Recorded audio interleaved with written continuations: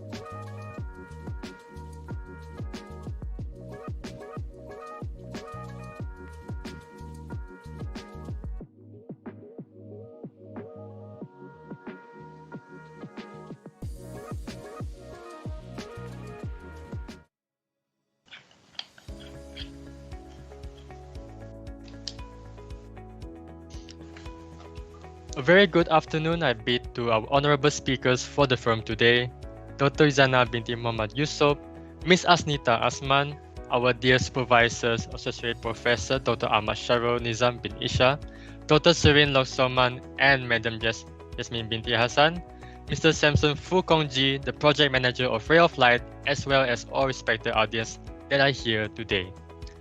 I am Jerome and I will be the moderator for the first part of this forum session, together with my partner, Dawisha.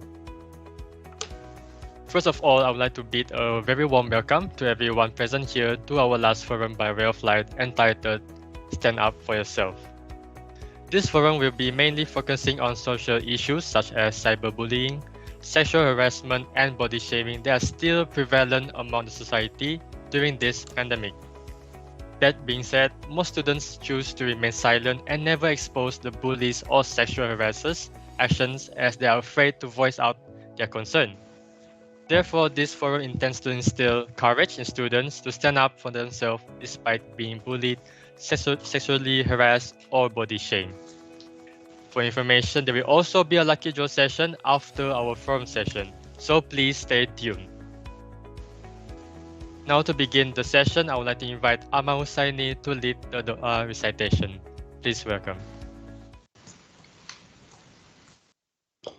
Bismillahirrahmanirrahim. Alhamdulillahi Rabbil Alamin. Wassalatu wassalamu ala ashrafil anbiya'i wal mursalin.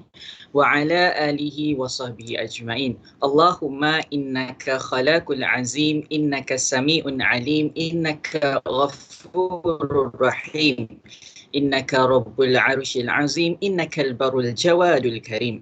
Ya Allah, Ya Rahim. Praise be to Allah, the Lord of the worlds. Peace and blessings be upon our Prophet Muhammad sallallahu alaihi wasallam and his companions, and for those who followed his example till the day of the judgment. Allahumma ya barik, on this blessing day, in conjunction with the Ray of Light Event Forum, we beseech thee and grateful towards you in favor of all the infinite blessings to us, your humble servant, to live in safe and prosperous life.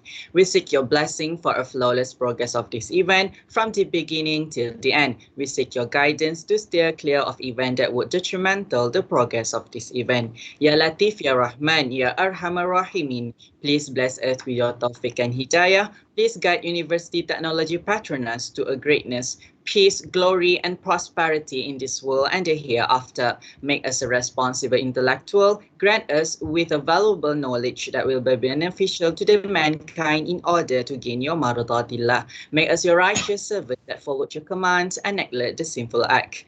Please forgive us for our wrongdoing. Rabbana zalamna anfusana wa illam taghfir lana wa tarhamna lanakunanna minal khasirin. Rabbana atina fid dunya hasanah wa fil akhirati hasanah wa qina adzaban nar. Wa sallallahu ala sayyidina Muhammad wa ala alihi wa sahbihi wa sallam walhamdulillahi rabbil alamin.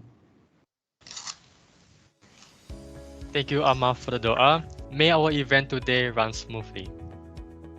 Ladies and gentlemen, we will now proceed with our forum session, Stand Up for Yourself. But before that, allow me to introduce our forum speakers of the day.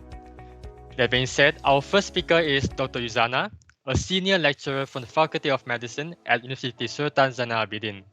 She has involved in many fields of specialization such as health promotion, social psychology and industrial psychology, medical social work and administration, and also health behavior studies.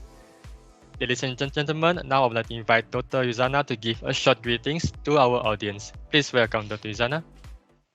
Hi, Assalamualaikum. Very good afternoon to all. I hope all of you will get something from this forum for today. I think that's all. Thank you, Dr. Yuzana, for the greetings. Alright, meanwhile, our second speaker is Ms. Asnita, an entrepreneur and the founder of Nita Cosmetics. Previously, she has completed her studies in a filming course and has also worked in a production company. Now she has also successfully established a local cosmetic brand known as Nita Cosmetics. Everyone, now I would like to invite Ms. Asnita to give a short greeting. Welcome. Thank you, Jerome. Hi, everybody. Thanks. Hi, Dr. Yuzana and everyone in this forum. I'm very happy to be here. And I think just a bit of background on myself. I'm the founder of Nita Cosmetics. It's an affordable local cosmetic brand. And we have plenty of different types of cosmetics on our website, nitacosmetics.com. You may have a look later. And I'm very happy to be here. And being here, I myself, I'm also a student, and I'm excited to learn from Dr. Yuzana as well. Thank you, Ms. Asnita and Dr. Yuzana, for the greetings. Now, dear audience, if you have any questions for our speakers, please feel free to type in your questions in the live chat box. From there, I will relay the questions to the speakers during the Q&A session later. Thank you. Alright, everyone, without further ado, let us now start with the first session, shall we? But before that, I would like to ask the speakers if they are ready. Dr. Yuzana, are you ready? Okay. Okay. Good to hear that. Ms. Asnita, are you ready?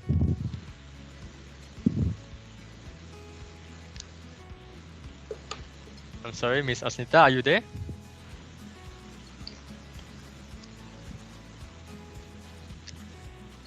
looks like we are having some sort of technical issues from Miss Asinta's side.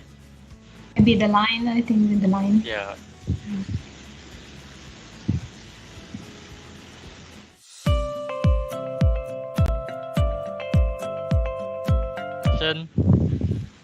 Yeah, sorry, the line was, it says the line is bad. Hold on. Can you see me? Yeah, we can see you now. Okay, all right. All right, okay, let us start. So the first question is for Dr. Yuzana, right? May I ask? Yes. So the question is, bullying, sexual harassment, and also body shaming are the major factors that lead to mental illness in a society. So based on your understanding, can you briefly explain what is bullying, sexual harassment, and also body shaming? Please, Dr. Yuzana. Okay. Bismillahirrahmanirrahim. Assalamualaikum and very good afternoon to all of you. Thank you very much, Jerome, as the moderator for this afternoon. I would like to say thank you to the organizer UTP and all your supervisors and Dr. Sharul, Dr. Serene, Madam Jasmine and Samson as well to invite me for this program.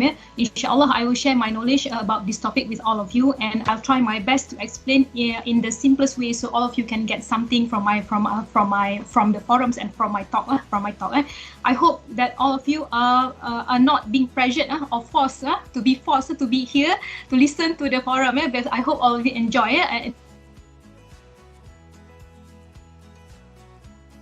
The questions from Jerome, our moderators, and what generally Malaysians often have less understanding about the issue of harassment, whether it's a general harassment or sexual harassment or bullying, and even the body shaming. But the situations may occur everywhere in the society. For example, it can occur in the universities, in the school, in the public areas, as well as at the workplace. But those words given by our moderators just now, bullying, sexual harassment, and body shaming, can be defined in varieties of ways. But there is no right and wrong with the definitions or explanations given by the researchers, because when they conducted the research, they do in their own context and in their own countries.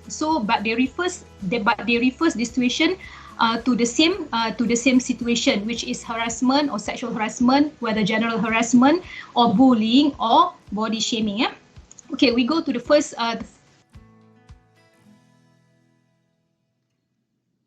There are many researchers in the world, so they define bullying in many ways. But I prefer to use definition given by Dan Olweus, because Olweus is the pioneer who conducted the research about bullying among the school children, and this is what Olweus said. But because I don't remember, I have to read what Olweus said. The definitions about what is bullying. This is among the school children. This is what he found out about the bullying. A person is bullied when he or she is exposed repeatedly and over time to negative actions on the part of one or more other persons, and he or she has difficulty defending himself or herself. So I try to simplify in a very simple way. So I try to explain in Bahasa Malaysia and also in English. Actually, how the bullying happen, there must be a certain element. For example, you have two sides, dua pihak A and pihak B. Normally in the first party, which is pembuli, or we used to call them perpetrators, and pihak kedua victim will be victim lah, mangsa. So when the bullying happen, the element there must be niat, the purpose, tujuan pihak A, the perpetrator, to hurt pihak B, mengecewakan ataupun memberi impak yang besar, to hurt pihak B, pihak B, with the intention dengan niat mencederakan, whether with the physical aggressions or non-physical aggression. If physical aggression, of course, when they hit someone, you can see the outcome, or psychological with the words. For example, with the words, and must happen several times. Dia tak boleh berlaku sekali. Must be happen several times over a period of time, dalam satu jangka masa yang panjang. For example, Jerome being bullied several times in 1 month. more than two or three times, because different researchers how they define differently. So that is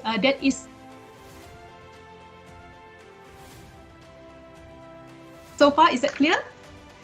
I think that is the simplest way I can explain to all the audience. Or else, if you keep reading, it's quite difficult, because different researchers they define it differently. So that is how we simplify when the bullying happen. Okay, I move to the second part. Okay, I move to the second part. Sexual harassment. Okay, sexual harassment. In the Malay term, we say the gangguan seksual lah. But sexual harassment lebih senang lah. People easiest for people to understand sexual harassment, gangguan seksual. Okay, in Malaysia, so we have the Malaysian Employment Act 1955. They also define what is sexual harassment. So I read from the Malaysian Employment Act. Sexual harassment is any unwanted conduct of a sexual nature, whether verbal, non-verbal, visual, gestural, physical, directed at a person which is offensive, humiliate, or threat to their well-being. Okay, in a different way, if we mention it in a Malay term, seksual yang tidak diingini melalui lisan ataupun fizikal, memberi impak psikologi kepada victim, dan the victim part must feel uncomfortable about the situations, of course feel scared, and of course feel terancam, defenseless, tidak dapat mempertahankan diri. That is the sexual harassment part. Okay, more or less you can see bullying and harassment some kind of other interrelated with each other lah, because you can see the power distance between both situation, part A and part B, pihak A and pihak B. And then we move to the third one. What is the body shaming? If I refer to the kamus Bahasa Malaysia, body shaming the meaning of body shaming is kecaman badan. And then the meaning of body shaming, the define of body shaming is the action or practice of stigmatizing. Or those people who don't know what is the stigmatizing. Stigmatizing is branding. You mark somebody ataupun dalam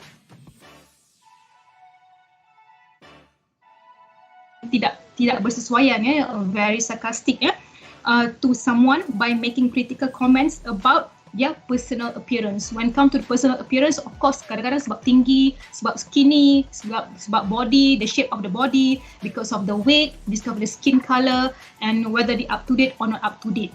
And for body shaming also, the purpose of pihak A, normally I said again, the pihak A, the perpetrator, of course, to humiliate pihak B. So that is how it's happened. I think that's all is explanation for me. I hope all of you get something from the explanations clearly. Is that okay? I give to the moderator again. I pass to the moderator again. For the very insightful explanation. Thank you so much. Next, I would like to pass this question to Miss Asnita. Please share your opinion on this. Please welcome Miss Asnita. Oh wow, Dr. Yuzana. Hi, Dr. Yuzana explained it extremely well already. Yes. By the way, Jerome, please interrupt me at any time, but because I'm scared that my internet connection is not good. Okay, anyway, sure. I'd like to please say thank you to Dr. Ahmad Shahrul, Dr. Serene, Madam Jasmine, and also Mr. Sampson, and also to the person who invited me. Initially, it is Putri Nur Aisha Halmi Azam. Thank you so much. Anyway, so I will try to explain what I know about bullying, sexual harassment, and body shaming. For me, I feel that the categories might be different, but the end goal is always the same, which is to make the victim feel powerless and inferior to the abuser. Correct me if I'm wrong, Dr. Yuzana. I do. Correct. It's a power play between. It's a power play to make the other person feel vulnerable and seem very weak. Because bullying, sexual harassment, and body shaming, they are all intertwined together. It affects a person mentally, physically, and emotionally to destroy their self-esteem, to make them lose confidence, to make the abuser seem more powerful. And it can be physical abuse, it can be an inappropriate comment, it can be teasing as well. But I feel that it all starts with the abuser having lack of empathy, and they like to minimize the pain of what the victims feel. and they invalidate the experience and opinions and feelings to make a person feel small. That's how, in a nutshell. Okay, thank you to both speakers for the definition and general explanation.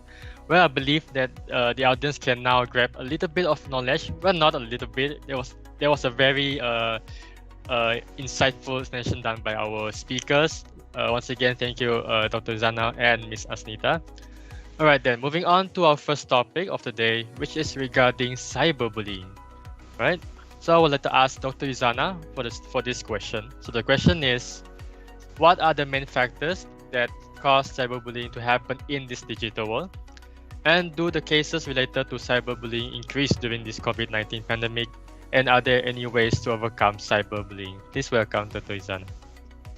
Okay, thank you, Jerome, again for the questions. What are the main factors that cause cyberbullying as happen in this digital world? Actually, there are many factors. There are many factors why people harass people, why people bullying people. So, because I refer to most of the research being conducted, I can mention a few of the reasons why people harass people. According to the research being conducted, one of it is boredom ataupun boring. Because nowadays you see when people stuck at home, they feel boring and they always keep like using the gadget, so they have no attention at all, and then they start to create the situation. That is one of the reason why people are cause of cyberbullying happen in this digital world. The second part is entertainment or enjoyment. The mental illness as well is interrelated as well, and they find it entertainment and enjoyment to harass people. For example, sometimes there is no issue at all. I can give an example. For example, today, I see a street cat and then I post in my Instagram, for example, or my Instagram or maybe in my Facebook. Okay, this is the enjoyment. For example, may I borrow your name, Jerome? Okay, because for example, if I am the victim, you are the perpetrators. Suddenly you write, alah, itu pun nak selamatkan kucing. So how do I feel? I feel very very bad, betul? Yes, I feel very bad. Okay, may I borrow your name, Darwisha? Darwisha also support Jerome. Lah, tak ikhlas. So the second part of it, I borrow Miss Aznita punya again your name. Miss Aizaz write again, the third person kata wrote in my Facebook or Instagram. Itulah tak ikhlas, tunjuk, lain kali jangan tunjuk. So how do you feel?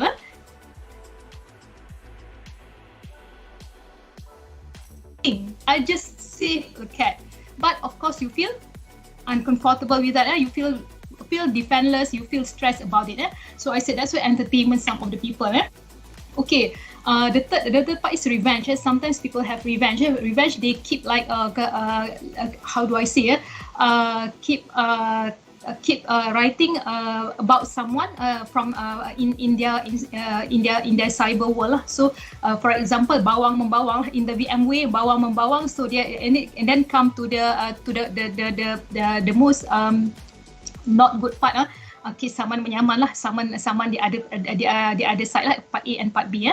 So that's the revenge part. Some other facts boost their ego.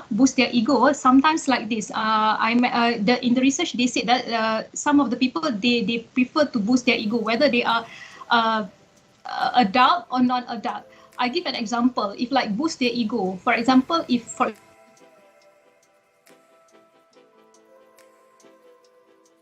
and then I work and then I have the part-time job. So to reward myself, I am very tired, I'm studying very hard.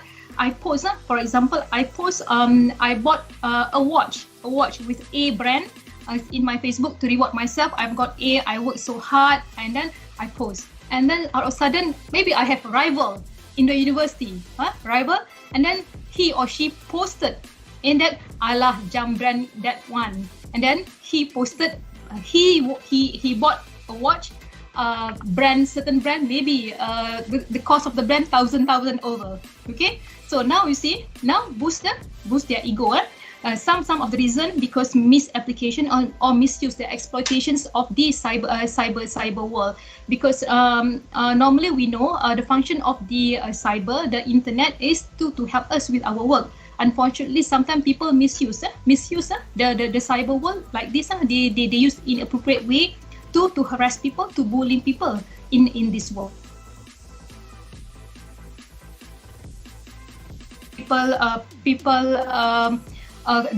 Some of the factors that cause bullying in the digital world.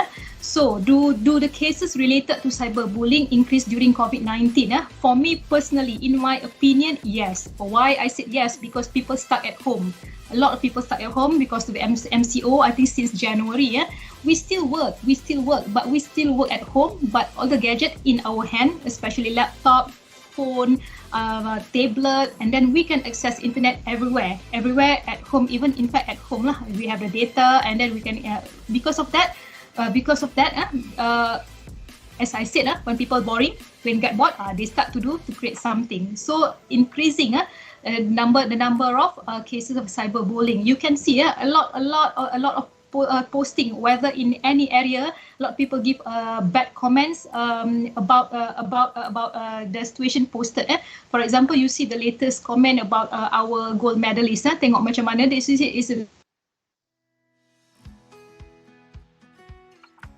And your final questions, are there any ways to overcome the cyberbullying? Yes, I would say yes. First of all, keep calm. When people bullying you in the cyber world, actually they cannot see you. Sometimes the bully, the perpetrators, is your friend. Is that correct? Sometimes it's your friend. Your friend, maybe people that you know. Some you don't know. Those people who wrote something bad about you, you don't know. But some people wrote something in your social media, you know. So just keep calm and never respond to it. Because of what? Because if you respond, they become happy and they start to provoke again with other things. Okay, just keep calm and don't respond to them. Okay, please keep whatever they wrote in your social media. You can screenshot and keep it to yourself. And of course, if you want, you can block. You can block them. Don't let them to write anything in your social media. It's very easy. And if you cannot trust, maybe your teachers, or maybe you can talk to your lecturers, to your parents, and especially friends. Normally, because students they prefer to talk to your friends.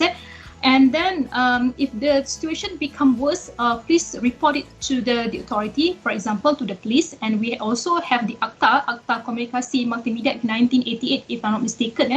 So we can see what we can do with the report as well. And be private with your personal things in the social media. Okay, I'm going to give an example also. This is what happened to me quite some times ago. When I completed my PhD, this is what happened. I feel very angry actually, but I never post anything. I never post anything, and I never reply to that person. When I completed my PhD within 3.5 years, one of my colleagues, because I'm the one who completed the study within 3.5 years, she posted in her wall about me.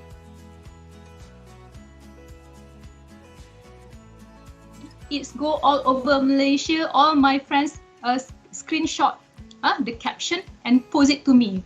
I said, why she have to say like that? She has to say like that to me. I don't do anything. I'm not her enemy. Just purposely suka. You suka. But for me, I be professional. I don't post anything even in my social media. I also don't reply to her. But when we met in the office, I just professionally. But how would she felt? Everyone knows about it. They said that you are her enemy. I said I don't have nothing to do with her. But why she have she has to say something like that to me in a bad way? But I don't reply. Of course, if you ask me personally, I am very angry. I worked hard for that, and then simplified. She's just said like that my PhD exactly like Tipu. I believe I just bought the sigil. Can you imagine that?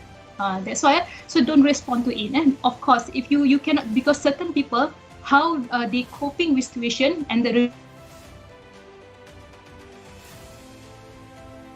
Like me, normally, I can quote myself. I can be calm with the situation, so I don't respond at all.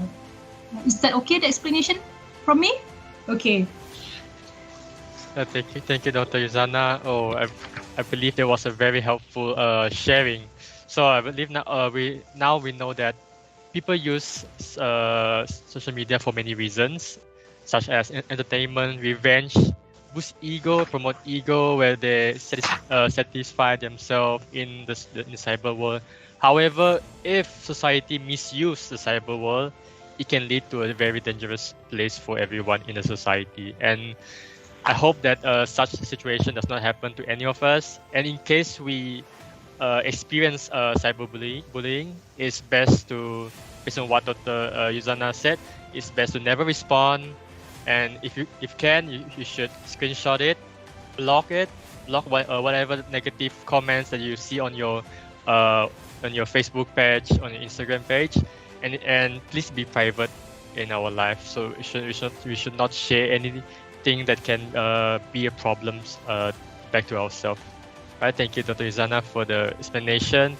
All right, moving on to the third question, I would like to ask Miss Asnita. Miss Asnita, are you there? Yes. Can you hear me? Hello, Miss Asnita. Yeah, we can hear you. All right, this question is for you, Miss Asnita. So the question is, how can we as peers help the victims of cyberbullying? Please welcome, Mrs. Asnita. Okay. I would like to address how Dr. Yuzana handled the bully. Even in her field, can you imagine there are still bullies at the professional level? So you can imagine in high school how it is for young people. And I think how she handled it is so well, and it's so matured. You have to be matured when handling with you meet all types of people in the world, and not everyone will be kind. But what's important is how you handle it as a person. Because usually all these type of people, they want to see your reaction. Most of all, they want to see you angry. They want to see you riled up. That's what they feel. They feel powerful when they see that you're angry and you get affected by it. So the best is do like what Dr. Yuzana did, which is have no reaction at all. No reaction is the best reaction sometimes. And how we help the victims of cyberbullying is to create awareness.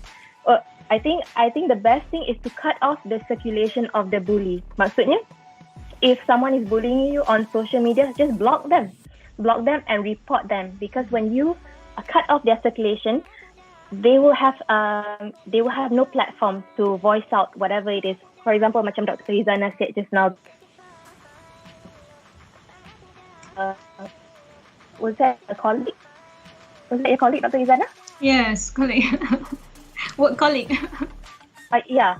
So example, work colleague to write such a nasty thing on IG story is the best thing is to report them and to block them, so that when they don't have the power such as a platform as Instagram to use, then is the best way to keep them quiet and expose them.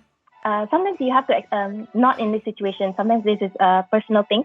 For example, if you feel that you have heard about someone sexually abusing someone else, then you can expose them and report to the authorities, like how Dr. Yuzana said, to report to the police. But I feel that a lot of us are going through a lot of bullies in our daily life. Sometimes it can be very personal, it can be very mean. So I feel that the best way is to block them, and because words can cut really deep. And also what I like about Instagram now is that mental health is more educated. The younger generation, they are more exposed to what mental health is, because in the older generation, sometimes when they hear someone going for therapy or therapist, they would automatically think that person has mental problems or that person is crazy. But the truth is, it's just like treating a wound and you go to the hospital. It's the same thing mentally as well. When you go seek help for your own mental health, it is just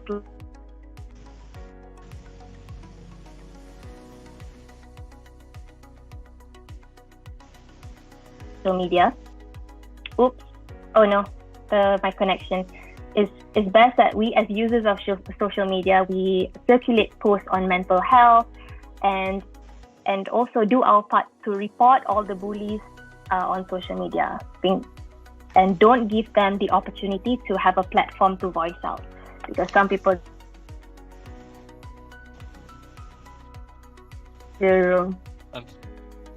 Alright, sorry. Okay.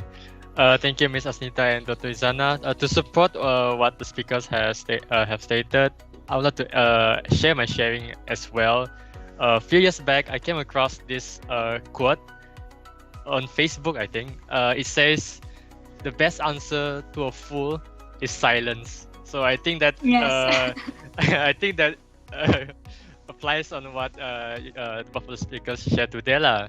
And thanks to Ms. Asinta for telling us that we as a part of the society, we should create this awareness where we teach other people, especially the younger generation, to have this kind of mentality or these boundaries with what they say, because actually words can cut deep sometimes, and if we see any signs of bullying on the social media, we should report it, and that way you can stop the spreading of negative words by reporting. And besides that, you should take the opportunity to cut off the channel for this kind of people to spread negative voices out there, and it's best for us to cut the circulation of bad influence in the cyber world. Thank you, Ms. Asnita and Dr. Yuzana, for the sharing. All right, moving on to the fourth question. The fourth question is for Dr. Yuzana, yeah? So the question is, if I get cyber bullied, what should I do to seek help? And what are the correct ways to face the problem? Please welcome Dr. Yuzana. Okay, thank you again, Jerome. Okay, what can you do? As I mentioned earlier in the previous part, is interrelated.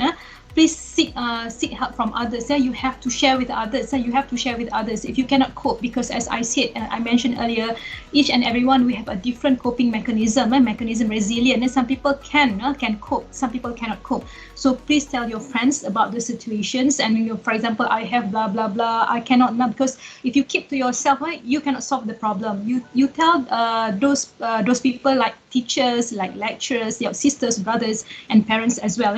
And please, all of us, especially friends, if you have like a BFF, be a best friend forever, whatever friend you have around you, make sure that you know your friend's situation. Thing happened with her, because maybe she cannot concentrate in her work. She cannot eat. You can please support and ask your friend.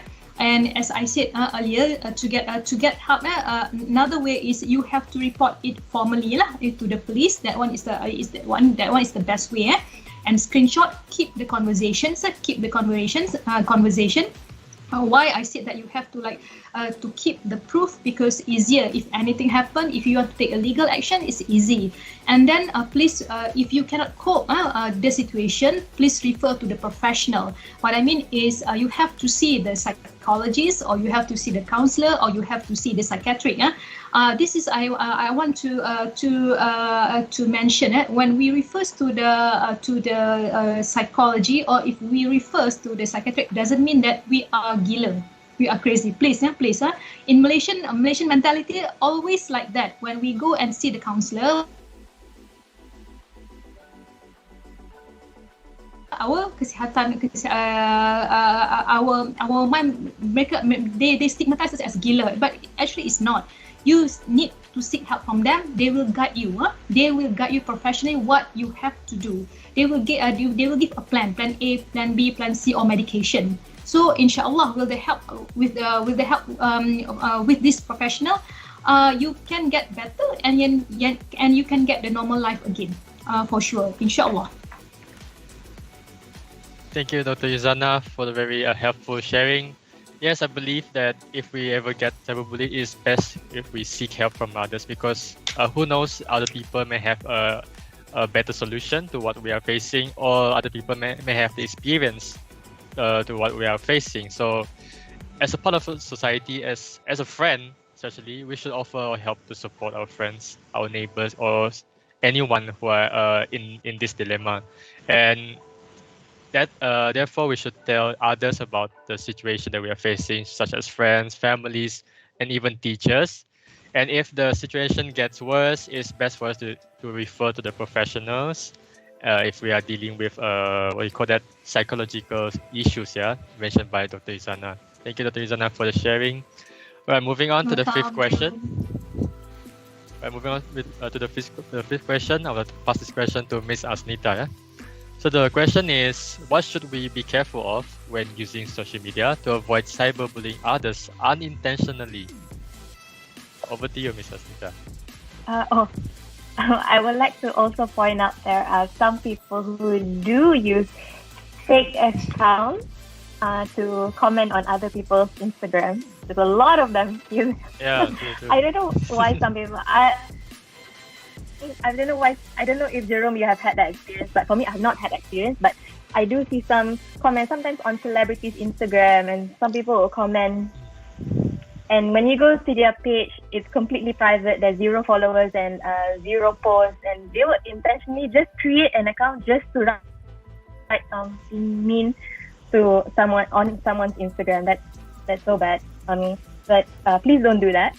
And also, if you see your friends commenting on, sometimes we might have good intentions on someone, but when we are in a group, sometimes in a herd mentality, when you're in a group, you tend to feel influenced with your friends as well. So be careful with that. Sometimes your friends might say something about another person, and then another person jumps in and participate as well. So try not to put yourself in that group as well and join in. So sometimes when you're in a group, you tend to be influenced, and you also want to jump on the bandwagon and say something nasty and mean. For example, it is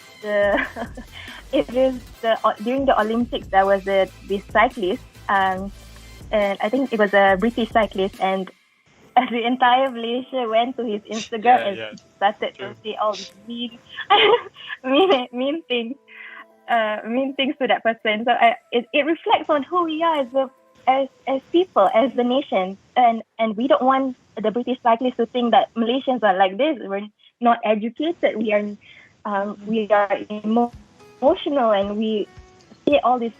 I did read his Instagram, and it was really bad. And don't jump on the bandwagon. And sometimes we have to take a step back. We have to realize, and we have to think for ourselves individually. Don't follow the herd. Don't follow your friends blindly, because sometimes your friends, not everyone has good intentions. Not everyone has the same mentality as you. So try not to be influenced and think for yourself. And the fine line between freedom of speech. There's a fine line between freedom of speech and just saying things blindly and demeaning others. That's basically different. And I would say just be careful of what you say. That's so important, because I think it goes back to even it can hurt someone. And don't create fake accounts, okay? Yeah. Okay. Thank you, Ms. Asnita. Yeah, I agree with Ms. Asnita regarding the fake account. I don't understand why people tend to create fake account just to comment negatively on other people's profile. So for me, it's kind of foolish. It's a coward action for me, and we should not follow this kind of action in terms of in the social media. And besides that, people tend to involve in what Ms. Asnita has mentioned, a herd mentality, where it means a behavior in which people act the same way or behavior as the people around them. So I mean that when people act this way, we want to follow them as well. So and this has created a situation where people will be influenced to have negative thoughts and spread negative vibes to other people, especially on social media. It is a very good sharing by Ms. Asnita and Dr. Izana as well. So thank you, Dr. Izana and Ms. Asnita, for sharing on these cyberbullying issues. Alright then, dear audience, since there will be a lucky draw session later, please fill in the lucky draw entry form for today's forum as your attendance to gain one entry to the lucky draw. You may scan the QR code on the screen or click the link shared in the live chat to access the form. Yeah. And also, please be reminded that the form will not be accepting any responses after 3:50 p.m. today. Thank you. Now, ladies and gentlemen, we will now have a short break and let us all watch a montage video prepared by our technical and media department. Please enjoy, everyone.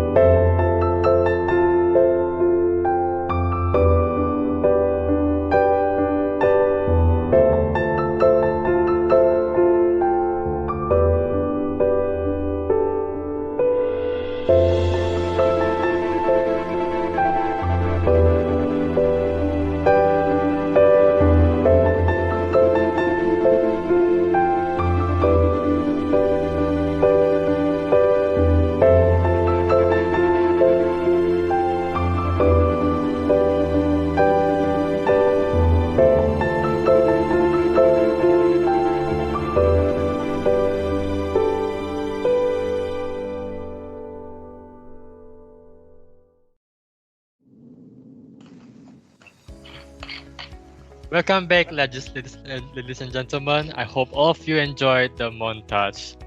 Now, we will proceed with our phone session, focusing on the topic of body shaming and sexual harassment. Ladies and gentlemen, let me invite my partner, Darwisha, to take the floor. Over to you, Darwisha. Thank you, Jerome. So, hello everyone, I am Darwisha and I will be the moderator for the second part of this forum. So, hello Dr. Izana and Miss Aznita. Are you ready for the second part? Hi, Darwisha. Yeah. So, that's good. Okay, let's move on to the next issue on body shaming. So, first, I would like to ask Miss Aznita. Do you think women are more likely the victims of body shaming compared to men? If yes, why? So please welcome Miss Aznita. Oh, wow. Okay. In my experience, I would say yes, women are more likely to be victims of body shaming. Sometimes the person who says all these things are women themselves.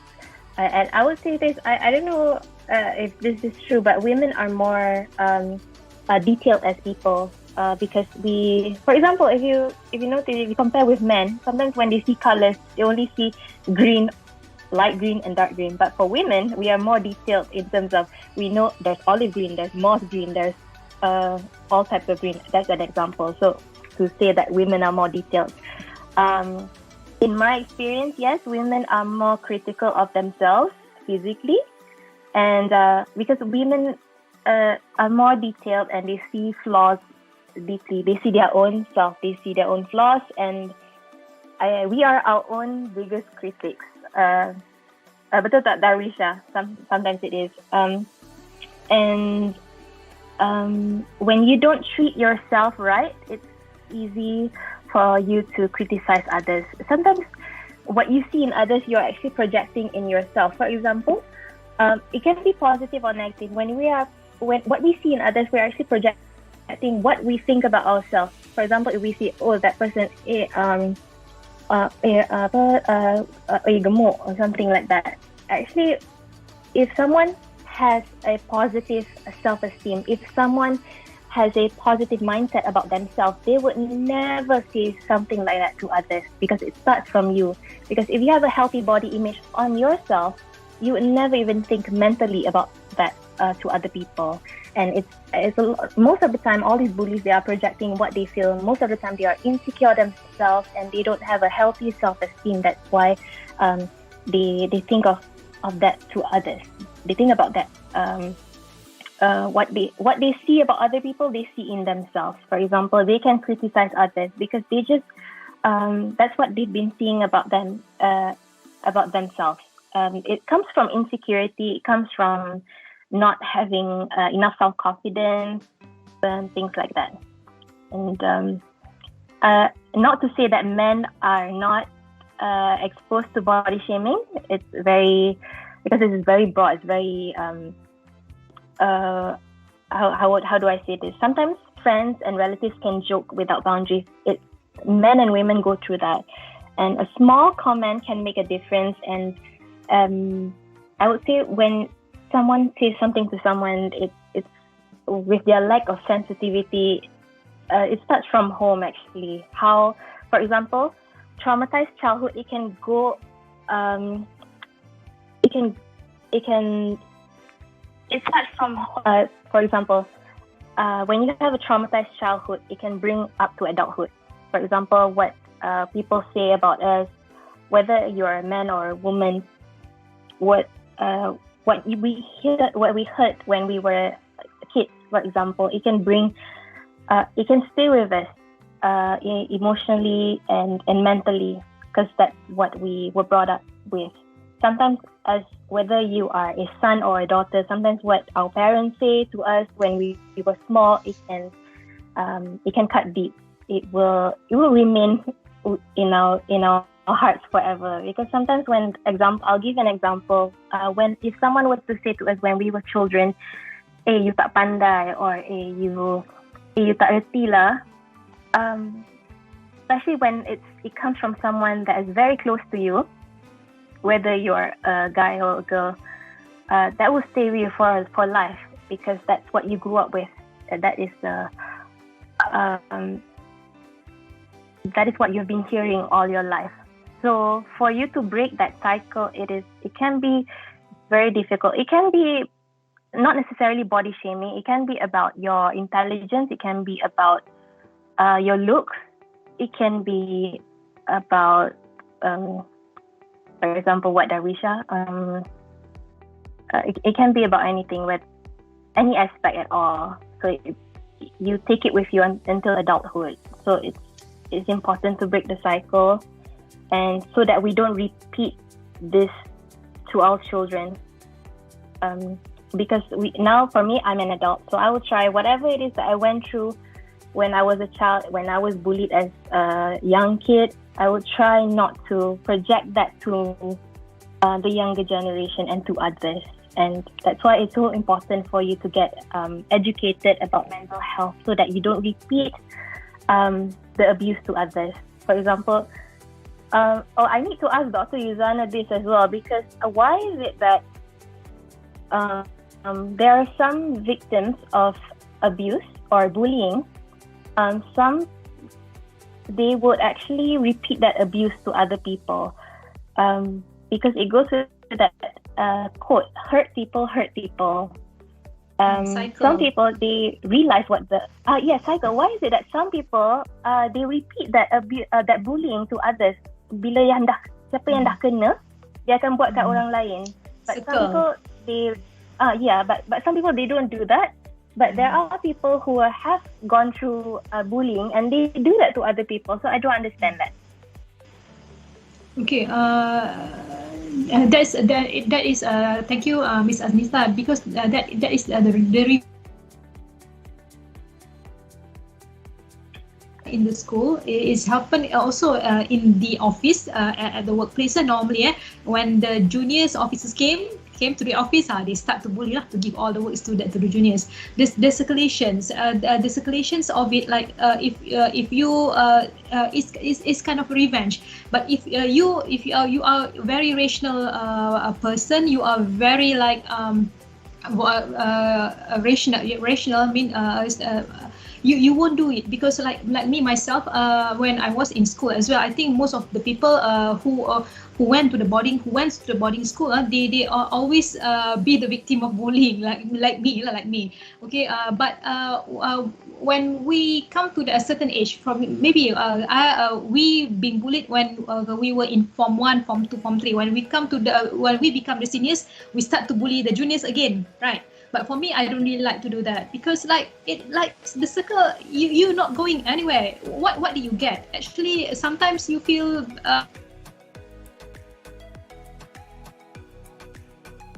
you don't get anything. Something wrong with us as well, because why you have to keep doing it over and over again to the other people? The rationalize whether sometimes you, as I said, sometimes you cannot cope, you do it again as a revenge. Last time I kena, this time I will do that. Miss Aznita just came to the office. She is the junior executive, or no, I'm the seniors. I want to bully her. I want to give all the works to her so she can stay until 8 o'clock. Why I have to do like that? Maybe I come across that kind of situation, but I don't want to do to the people. I also feel pressure during that time, but after that, maybe I have no pressure at all. I become the seniors. But for me, I don't want. But certain people, they want. No, never mind. I will give her a lot of works. And for a certain period of time, maybe 6 months, I will train.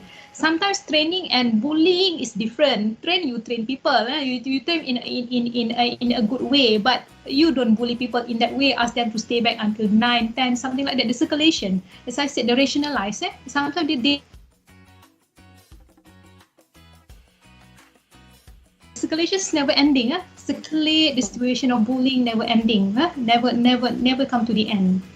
Is that correct? Is that I'm answering your? Yeah, yes. But it's sad because usually orang yang kena tu is yang tak ada kena mengena dengan what they went through, right? Yeah. So at the end of it, the original abuser gets away with it and doesn't realize their mistake. Darwisha, yeah. Anyway.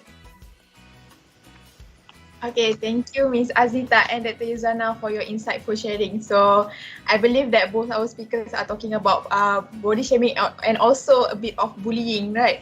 And as what Ms. Aznita said just now, that body shaming is a not new phenomenon for a woman, but however, men are also exposed to body shaming.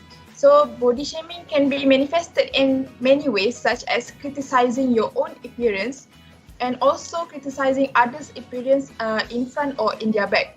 So no matter how it manifests, it often leads to comparison and shame, creating the idea that people should be judged mainly for their physical features. So what I would like to advise, nowadays new generation is more accepting. I tahu in certain country they have their own beauty standard, right? Macam Korea, Japan, they have a very high beauty standard. So Right, I would like to say that macam embrace yourself. Love yourself first. Because maybe some kind of people have their own beauty standards, something like that. But also there are people that accept everyone, accept others' flaws, and you need to learn how to love your flaws. Okay. So I think that's all from me. So thank you. And loves someone who loves themselves, they most of the time I think they will not bully other people because they have a healthy self-esteem. They think True. positively of themselves. And Yes, I totally agree with you. So now, let us move on to the next question. And the question is for Miss Azita. The Yeah. question is body shaming acceptable as a joke between close friends? oh So wow. please welcome. I think we've all gone through this with our friends.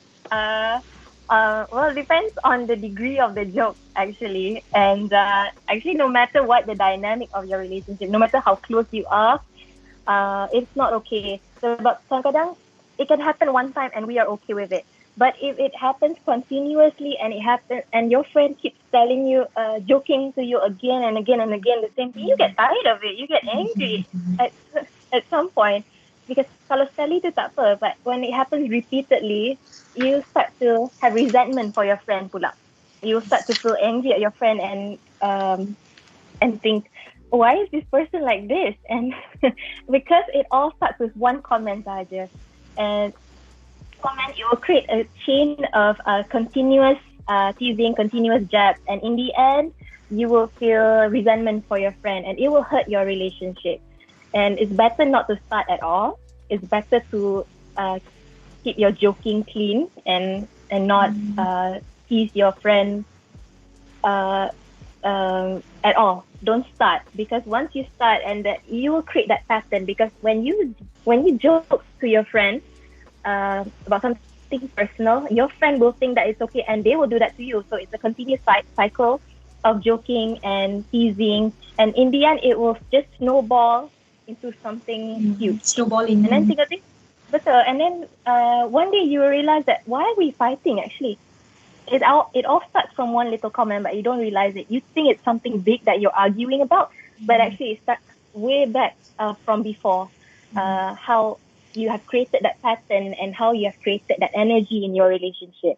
So better to just keep it positive sahaja and have respect for people. No matter how close they are to you, have respect for them. Even if they are your best friend pun, cara you cakap dengan dia orang pun, you have to have boundaries. No matter what, don't cross the line.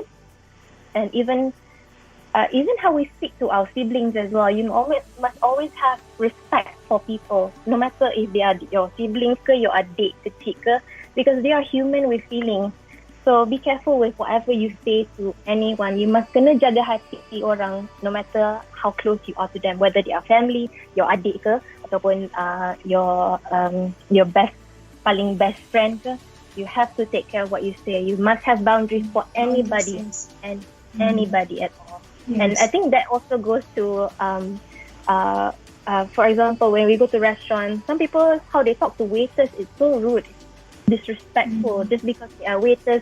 Kalau pergi mamak, kadang-kadang cakap dengan the waiter memang is so this.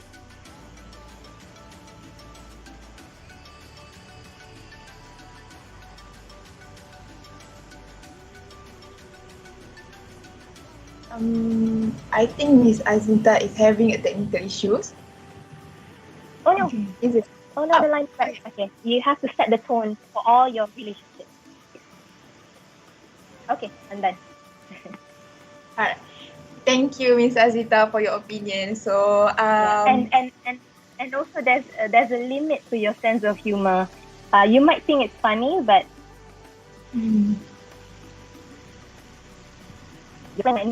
it's funny.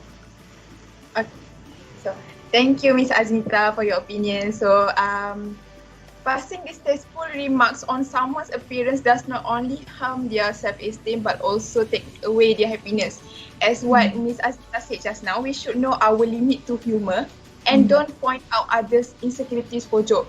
Especially when even though your friend, your close friend will share stories with you, share their insecurities with you, it doesn't mean that you have a power to poke on their insecurities for joke. No, you don't have any power over that. So please remember, we should know our boundaries. Even though you make a joke that sometimes sentuh insecurities orang, so no. Okay, so I'm sorry. Okay, thank you to Miss Azita and Dr. Izana for your explanation. So, and now we will proceed to the next topic on sexual harassment. And the first question is for Dr. Izana. So, Dr. Izana, do you think sexual harassment happens more frequently due to power abuse? What are the types of sexual harassment based on your understanding? So, please welcome. Okay, thank you very much, Darwisha. Generally,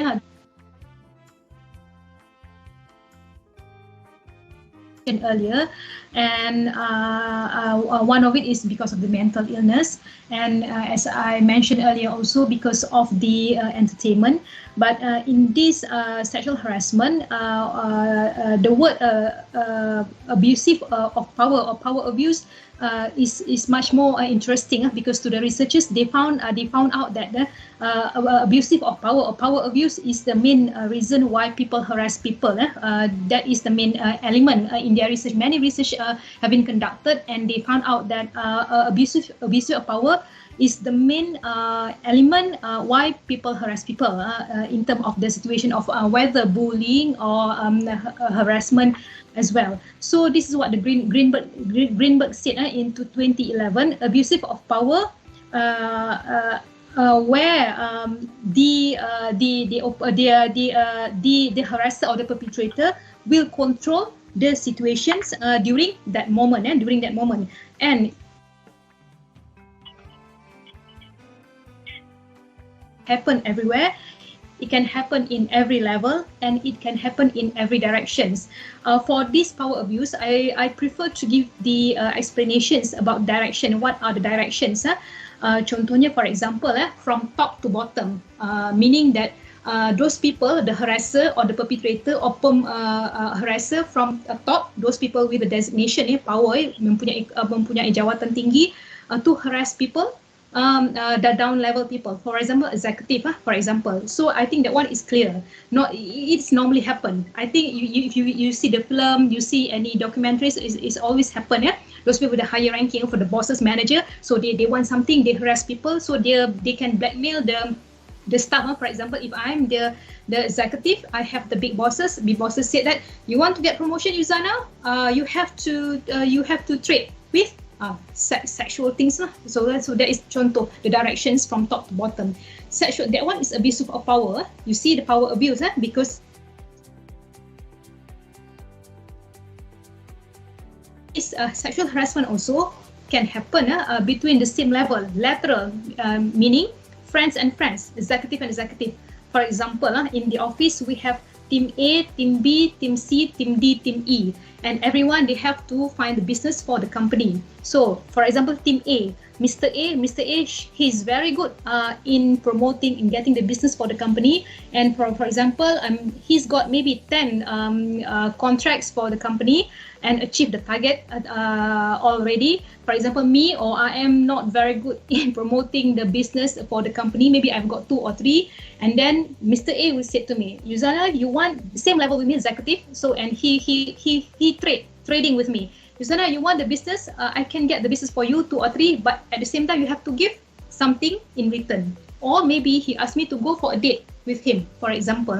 For example. So that is a lateral, the same level. That is abusive of power. Can you see the abusive of power? Because he's controlled the situation. If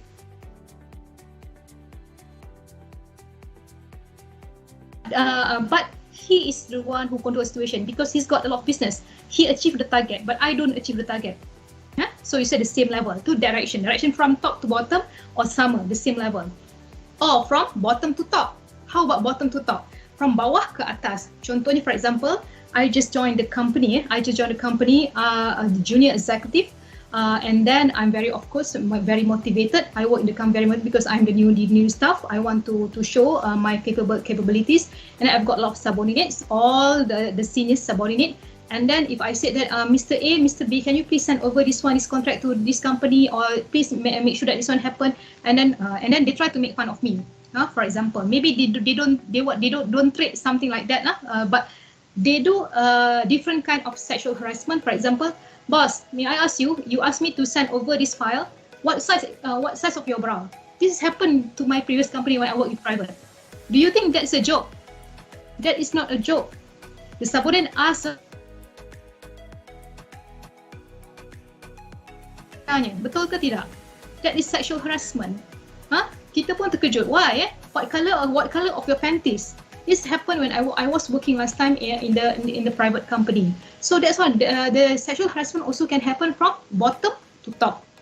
From the subordinate to the top. So sexual harassment, in that sense, you can see the power. So who controls the power?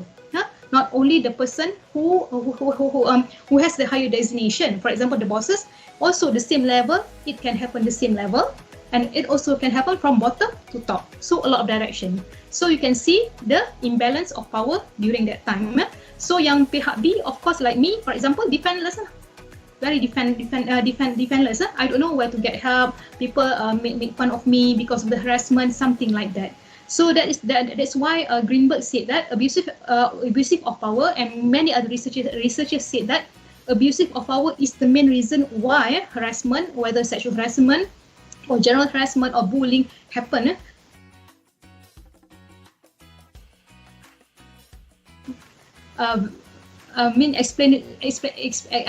Explain well to all of you. Do you get it, Miss Aznita? Okay, is that okay? Darisha, is that okay? Is that clear? Yeah, it's clear. So thank you, Dr. Izana, for your sharing. So to conclude what Dr. Izana said just now, the power abuse always lead to sexual harassment because they have power to control and violate their subordinates. So make sure that you are always careful, and if you ever encounter sexual harassment at your work, at university, or between your friends, immediately report it to the high authorities to take further action on this matter. Okay. One more thing, sir. The form. Sorry, because I adding to that. The forms. What are the types of forms of sexual harassment based on my understanding? As I mentioned earlier, there are many researches being conducted. So types. They categorize the types. Types actually categorize. They classify types of harassment, types of bullying macam mana, how. So normally the researchers categorize the types of harassment, type of bullying macam ni. Physical, non-physical. Physical, something that you can see. Non-physical, something you cannot see. Or physical, psychological. Or verbal, non-verbal. Or overt, something you can obvious or covered. Or something direct, something is indirect, or personal or work related. That is the types of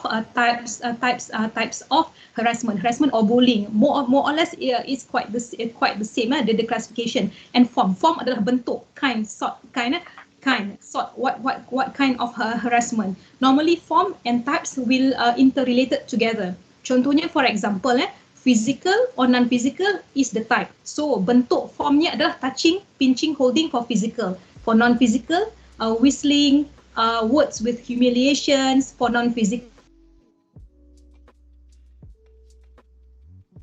thing that you can see, dia punya types adalah overt, something you can see, you punch people, you hit people, and covered, you send a message to people, you damage people's belonging. Macam tu, that was the form. So that is the form of harassment, and that is the types of harassment. I hope it explained well to all of you about the situation.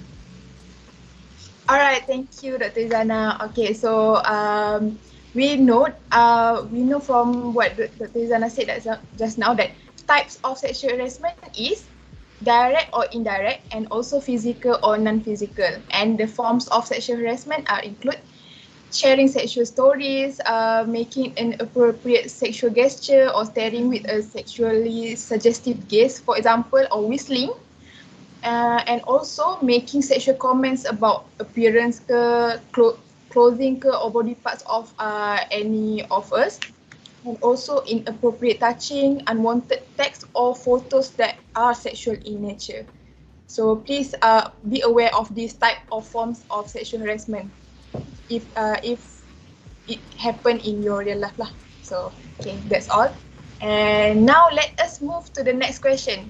And I will pass the question to Miss Aznita. So Miss Aznita, the question is, when sexual harassment happens, there are people who blame the victims instead of harasser. Like, what were you wearing? It was your own fault. So what is your opinion on this matter? So please welcome Miss Aznita. Ada juga orang macam ni kan. At this day and age, there are still people who blame the victims, which is so bad. I think it reflects on their mentality as a whole. And I think the easiest thing to say is people should take responsibility for their own actions. And the issue here is self-control. You don't just get to do what you want in this world. You can't just go up to someone and abuse them and harass them. That's not how it works, because I think it goes back to having boundaries and having self-control. You have to have boundaries with people. You have to have respect for everyone. You can't just because of, for example, you feel that, this is the term, you feel that girl is easy or that girl is easy to get. That does not give you the right, that does not give you the path to actually say something that is disrespectful to that girl. That doesn't give you that right. And you can't just treat anyone as and when how.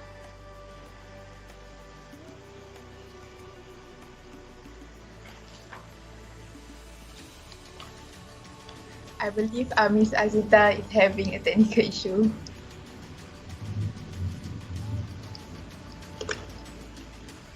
Miss Aznita, you there? Yes, can you hear me? Yes. All right. I think the harassers should question themselves, and why don't they lower their gaze? Why do they do this?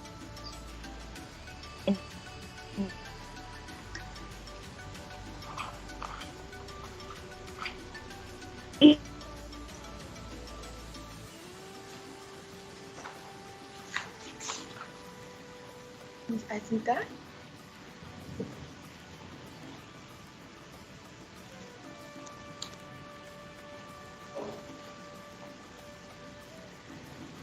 Okay, so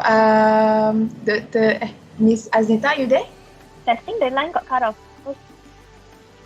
Yes. Can you hear me now? Yes, we can. Yes. I think these types of people, they will pick and choose who they should respect and who they should not. So, to some people, they will only respect certain types of people. For example, the VIPs, and also someone that they look upon, someone that they look highly upon. But to others, for example, if they see a girl that they like, and then suddenly the respect goes out the window, it's such a calculative move. They will pick and choose who they want to respect, who they want to treat well, and that's not right. I think they should, the abusers, they should look at, and the harassers, they should look at why they treat different people differently and why they do the things that they do. For example, why can't they have any self-control? Why can't they just control themselves instead of blaming the victims? Yeah. Alright. Okay, thank you, Miss Aznita, for your sharing. So, victim blame frequently involves false belief or thoughts that attempt to shift responsibility from the harasser to the victim. So, victim blaming also strengthens predatory behavior. It allows harasser to avoid accountability for their actions. And as a result, victim blaming causes additional and unnecessary suffering for victims. They may face mockery while their predators escape punishment rather than receiving the justice that they deserve. Let us now move on to the next question. And the question is for Dr. Yuzana. So the question is, does sexual harassment only happen to girls? Is it possible for boys to be the victims? And what are the ways to prevent it? So please welcome Dr. Yuzana. Okay, thank you, Darisha. Okay,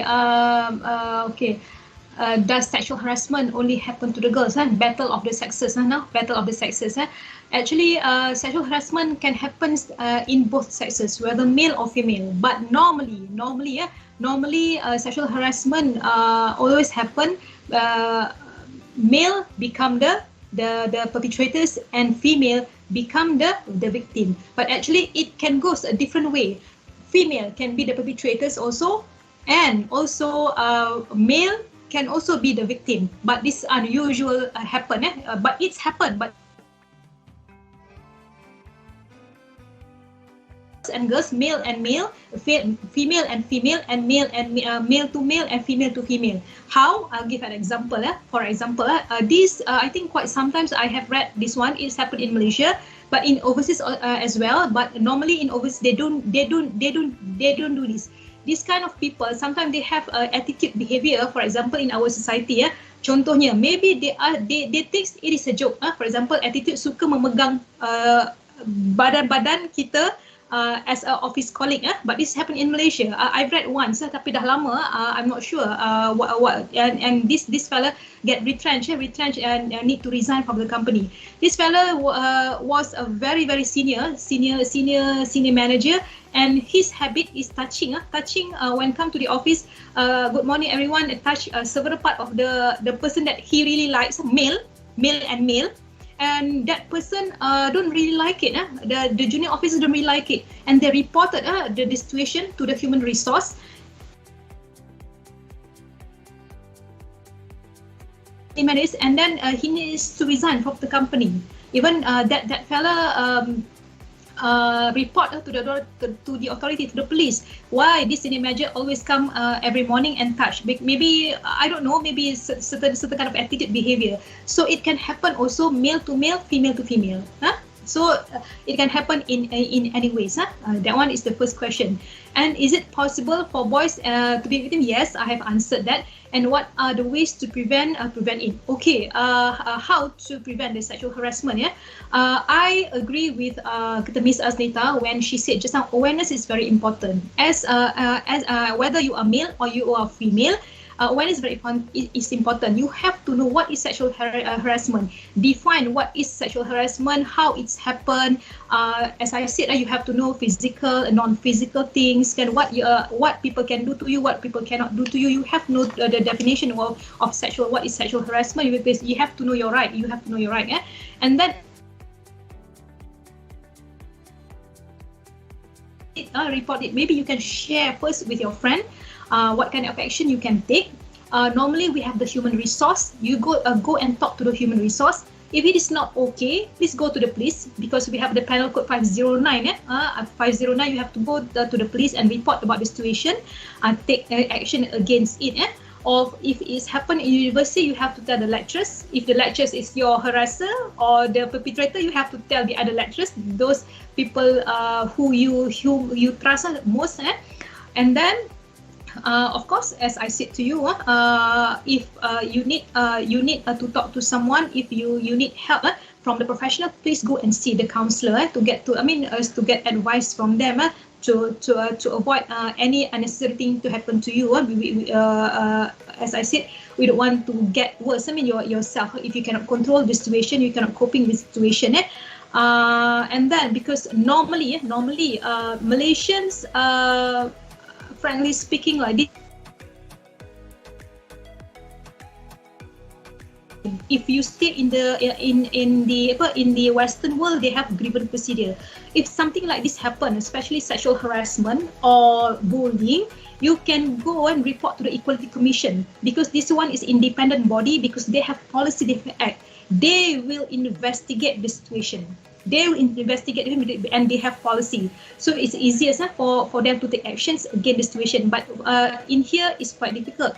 But that's other thing that you may prevent. You have to know. Awareness is very important. If you don't aware, that's it. You don't know. You don't know you're right. Well, that's why awareness about this situation is very important. Sexual harassment, as I said to you, maybe you think that is a joke. Macam what size of your bra? You think that's a joke? That is not a joke. That is not a joke at all. That is not a joke. That is personal issues of someone. It's not good for you to ask people like that. That is sexual harassment, but in unnecessary way. Okay, I hope that's.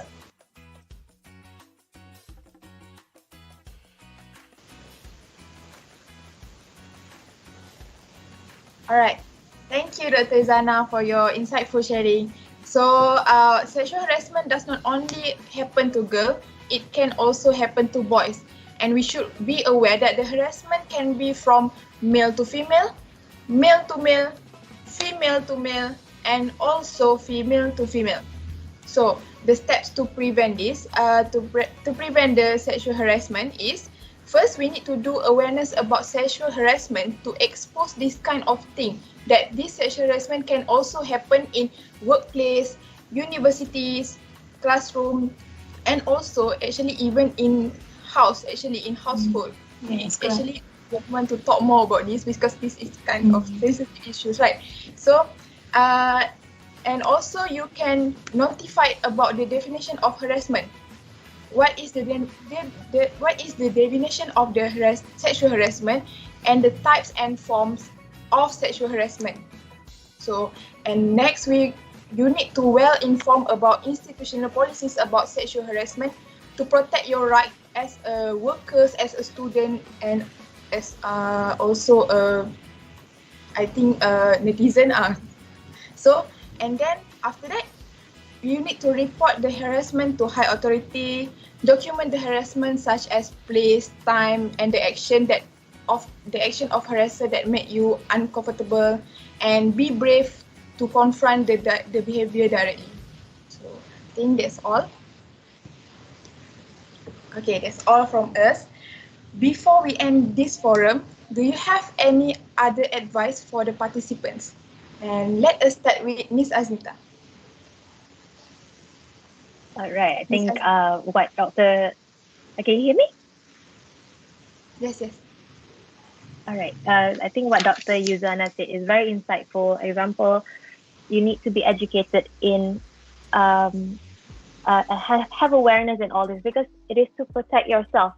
Because you know what to do. If something were to happen to you, you know how to take action. You know how to handle it. But sometimes things that happen to us, we don't even know that that's a wrong thing to do. For now, for example, now at least we have awareness for it. But during my time, when I was in school, I think the best thing to do was to just keep quiet sometimes, because you don't want to seem like a complainer. You don't want to seem like the person who, for example, banyak songeh. That means complaints about something that seems small to other people, but to you it affected you. It affects you. For example, I think it goes back to Dr. Izana's point as well. I think something happened to me when I was in Form 2, and there were a group of people, and they came up to me and asked me what was my bra size. I think, is that a common thing or what? If it happened to Dr. Izana, it happened to me. I'm sure in UTP as well, there are students who do that. I'm pretty sure. It's just that they are not reported, they are undetected. But for us who have gone through it, it's important for us to understand why these people do all these things. Is because they are as bullies. Some of them have been hurt before, and they have deep insecurities of their own. And we have when we understand how they when we understand them, it's easier for us to navigate how to handle them. For example, when we understand how their mentality works, I think we go one step ahead of them. For example, when someone comes up to us and says something that is very hurtful, sometimes the best thing to do is to take a step back. Instead of giving them the reaction that they want, we take a step back and be calm. And sometimes the best thing is to not delve into the drama that they want us to be in, because sometimes they want our reaction. When they say something hurtful to us, they want to see how we react and how because that's what they want. They want drama, they want the attention. And when you don't give them the attention, you don't give them what they want, you take away their power. And there is a saying called hurt people hurt people. So most of these people, they have been hurt before, they have been abused in their lives, they have been hurt. So they want to take it out on you. And that being said, mental health is not just for the victims, but actually sebenarnya mental health ni awareness is for the abusers, because they themselves, most of the time, they don't even know what they're doing is wrong.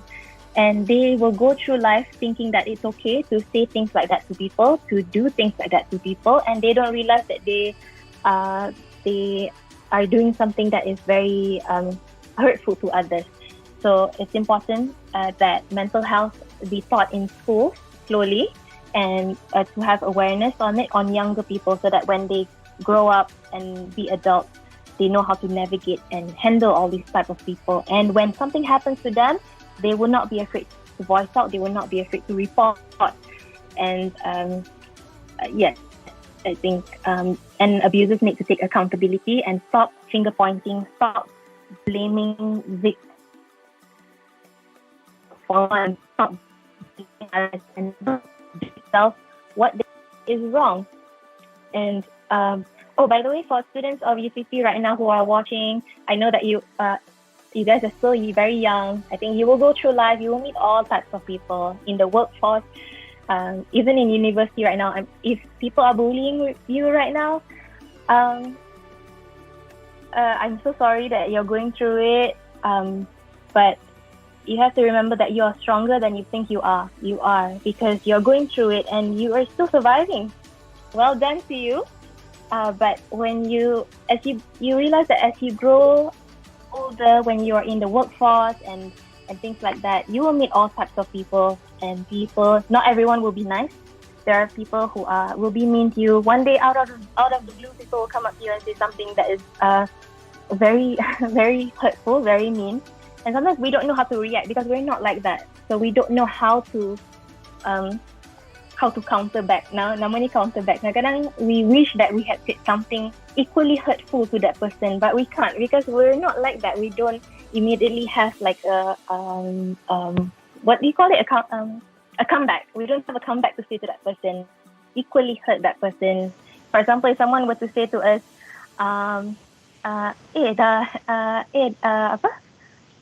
teruk lah, baju you, something like that, and it hurt the other person as well, but we don't know what to say and we stay silent. Sometimes the best way is to not entertain them and just to walk away. They like to see your reaction sometimes. Yeah. Thank you, Miss Aznita, for the advice. And now let's move on to Dr. Zana. Yeah. So, Dr. Zana, please welcome. Okay, for the final advice from me, I have nothing much to say, because for me, you have to stand up for yourself as the forum, the team of the forum. And if you come across this kind of situation, whether it's general harassment or sexual harassment or cyberbullying or body shaming, please come forward and share your situation with someone else and others, because if you keep to yourself, nobody can help you. So please go and talk to someone about situation, so you may solve the problem, inshallah, because you will be guidance with what kind of situation that you need to take upon that situations. I think that's all from me. As I said, stand up for yourself. You have your own right. Your own right. I think that's all from me. Thank you, Dr. Izana and Ms. Aznita, for sharing your experience and thoughts with us. I believe the sharing from the two speakers today is able to help the participants to have a deeper understanding towards cyberbullying, body shaming, and also sexual harassment. before we go into Q&A session, I would like to remind the audience to fill in the lucky draw entry form to gain one entry to the lucky draw by 3:50 p.m. Kindly be reminded that no response will be accepted after 3:50 p.m. And now, let us open the floor for any question from the audience. Dear audience, if you would like to ask any question, please type it in the live chat box and I shall relay it to the speakers. And now let us give a few minutes for our committee to compile the question. Thank you. Thank you, Darwisha. Thank you, Dr. Izana. Welcome. Okay, so I believe we already have question from our audience, and I will relay it for first. The question is for Dr. Izana, and the question is by Jia Chenglo, and Jia Chenglo asks that how to stay positive when we are being bullied? What are the correct actions to do? So please welcome Dr. Izana to explain more on this. What is the question? I'm sorry again. The first one, is it? Yes, the first one. How to stay positive when we are being bullied, and what are the correct actions to do? Okay.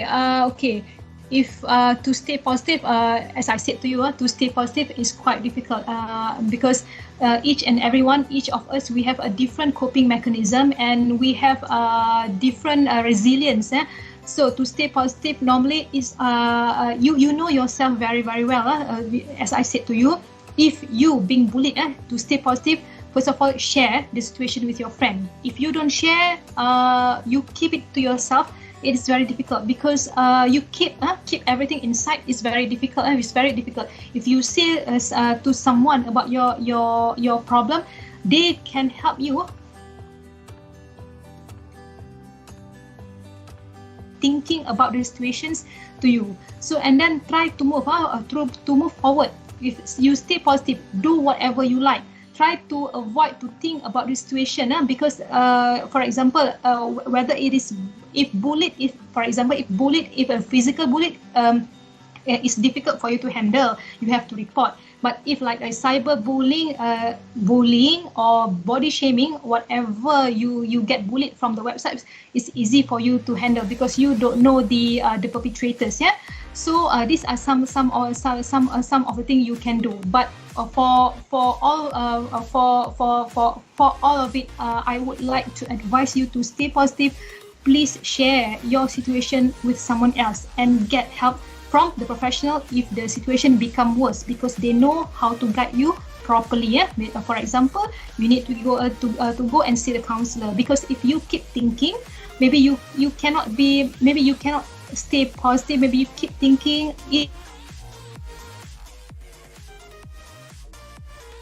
work, you cannot concentrate on your studies, and then a lot of other things might happen. Okay, I hope my answers will be benefit for Lojia. Is that okay? Yeah, sure. Thank you for your advice, Dr. Izana, and I believe your advice would be helpful to people that are currently in a situation that they are being bullied, so they can take action and solve their problems. So thank you again, and let us move on to the second question. And the second question is for Miss Azmita. The question is from Fadilah Baharudin. What is the right to step when we were being bullied, whether is it online or face to face? Please welcome Miss Azmita.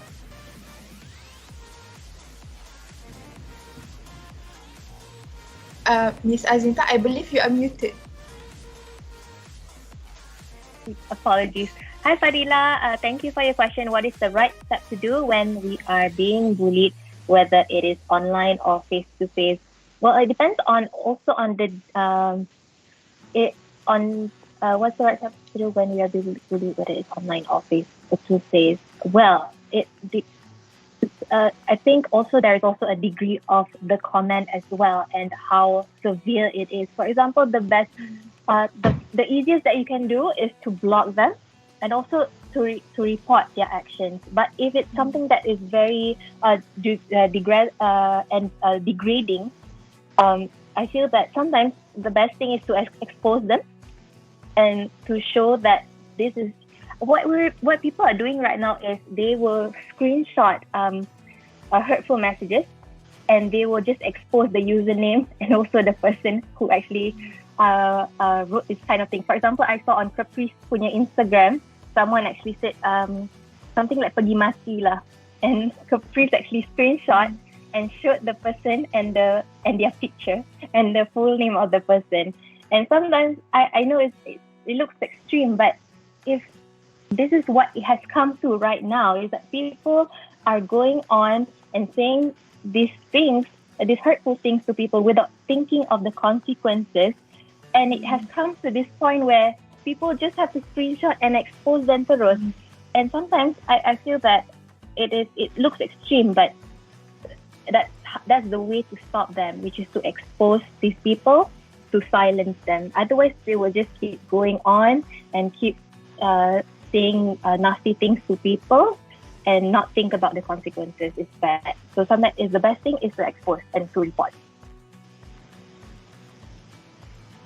Alright, thank you, Ms. Aznita, for your advice and tips on how to face this situation, such as you can expose your harasser to the public so that they can face their own consequences of being bullied to other people. So, moving on to if you are in your university, if that were to happen, you can report to your counselor ke apa ke siapa. Lecturers ke, dekan ke.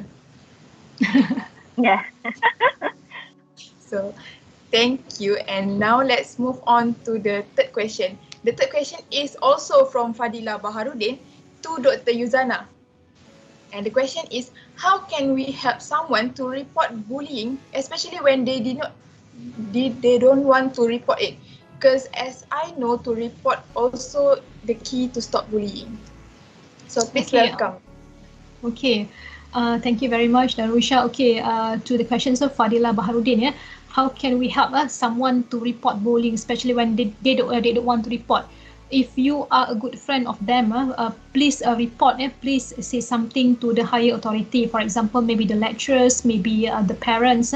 Because if you don't report it, just like you biarkan, the perpetrator is going to be like that. So, and he or she can do it. He or she can do it in the school. She or he can do it in the university. He or she can do it at the workplace. The circulation still remain the same, because also the effect of the victim also might be not so good. For example, you can see your friend's situation. If maybe she said, "Oh, Darusha, please do not report. Please don't report. Please don't report. I'm afraid. Don't report." Maybe the situation of her is getting worse. She cannot concentrate on the work. She keep thinking about the bullying incident. She become the victim. She cannot concentrate, and then the grade become lower and lower. Or maybe she cannot eat. Keep thinking. She's got insomnia. Or maybe getting worse, she admitted to the hospital, and so on. So that's why sometimes we help. We as a friends, if we see as a bystander, a saksi, please report it. Report it to someone, so we can help that person. We can help so we don't. They will stop, even if not stop, and then that person, the perpetrator, will aware. People know lah, I am the bully lah, I am pembuli lah, I am paling jahat because I am pembuli. So and he or she will be aware that all around people around know that he is the pembuli. So that's why might as well you report. Please help your friend and report about situation, or else nanti the circulation will be like that, and the pembuli lepas. And as I said to you, if from the primary school, secondary school, university, sampailah ke working place, he or she will remain in that way, circulation. Betul tak? So give the very big impact to not only the victim, dia pun sama actually. He's got a mental health problem also. Sama. Circulation will be like that. Okay? I hope my answer will be benefit to Fadila. Thank you, Dr. Izana, for your tips and advice. So I believe if we ever encounter a bullying, your friend being bullied or something like that, the best approach that you can do is report it immediately to high authority, so that the bullier can face their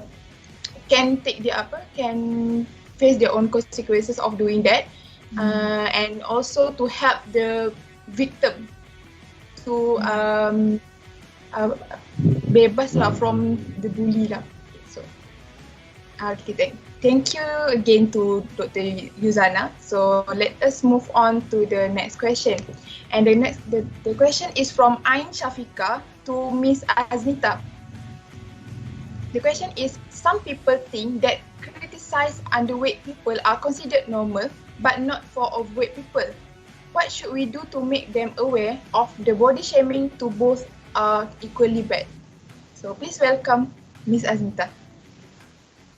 Yeah, I noticed that this has been happening because I think in our society we tend to idealize thinness, and somehow when people criticize others about being underweight, people don't think that that is actually something negative. So when they say, "Oh, you kurus sangat lah," they think that it's okay to say it because they think that being thin is the ideal thing to have. And I think if you're going through it right now, if you are underweight and someone says that to you, sometimes the best is to go up to the person and say, "I just think what you said is hurtful to me, and you shouldn't say that." But generally, I feel that what social media is doing, it can be positive or negative. So the positive side of social media is it has created so much awareness for mental health. For example, compared to 10 years ago, not a lot of people are educated about mental health, but as we are right now. So I think it also goes with our bodies as well. And when more people speak up about how it's not okay to criticize others for their weight and how they look like, then later on the future generation will understand and they will learn and be educated themselves that it's not okay to say all these kind of things. It's slow. It's a slow progress, but when we start now, you will see in the coming years, people will just realize and they will stop doing all this nonsense. Alright. Thank you, Ms. Azinta, for your explanation on this matter. So I believe that we don't have to point out other people's body. I think that's a safe step lah. Yeah. So Yeah. It goes back to having boundaries for other people, and True. you can't just simply say whatever you want. You can't just do whatever you want. You have to know your limits. yes, true. I totally agree with Ms. Azita on this.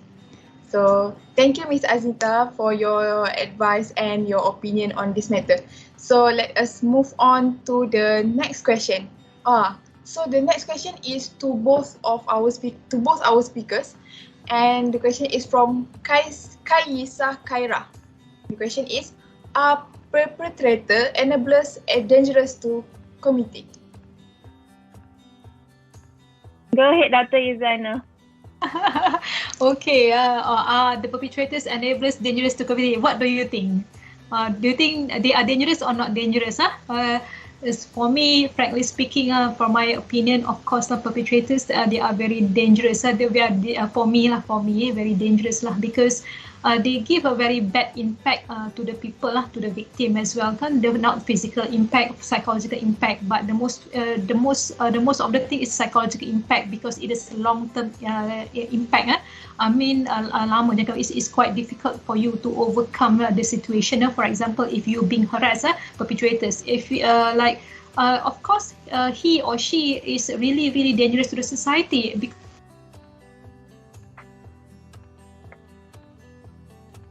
So of course, he give the dangers to the society.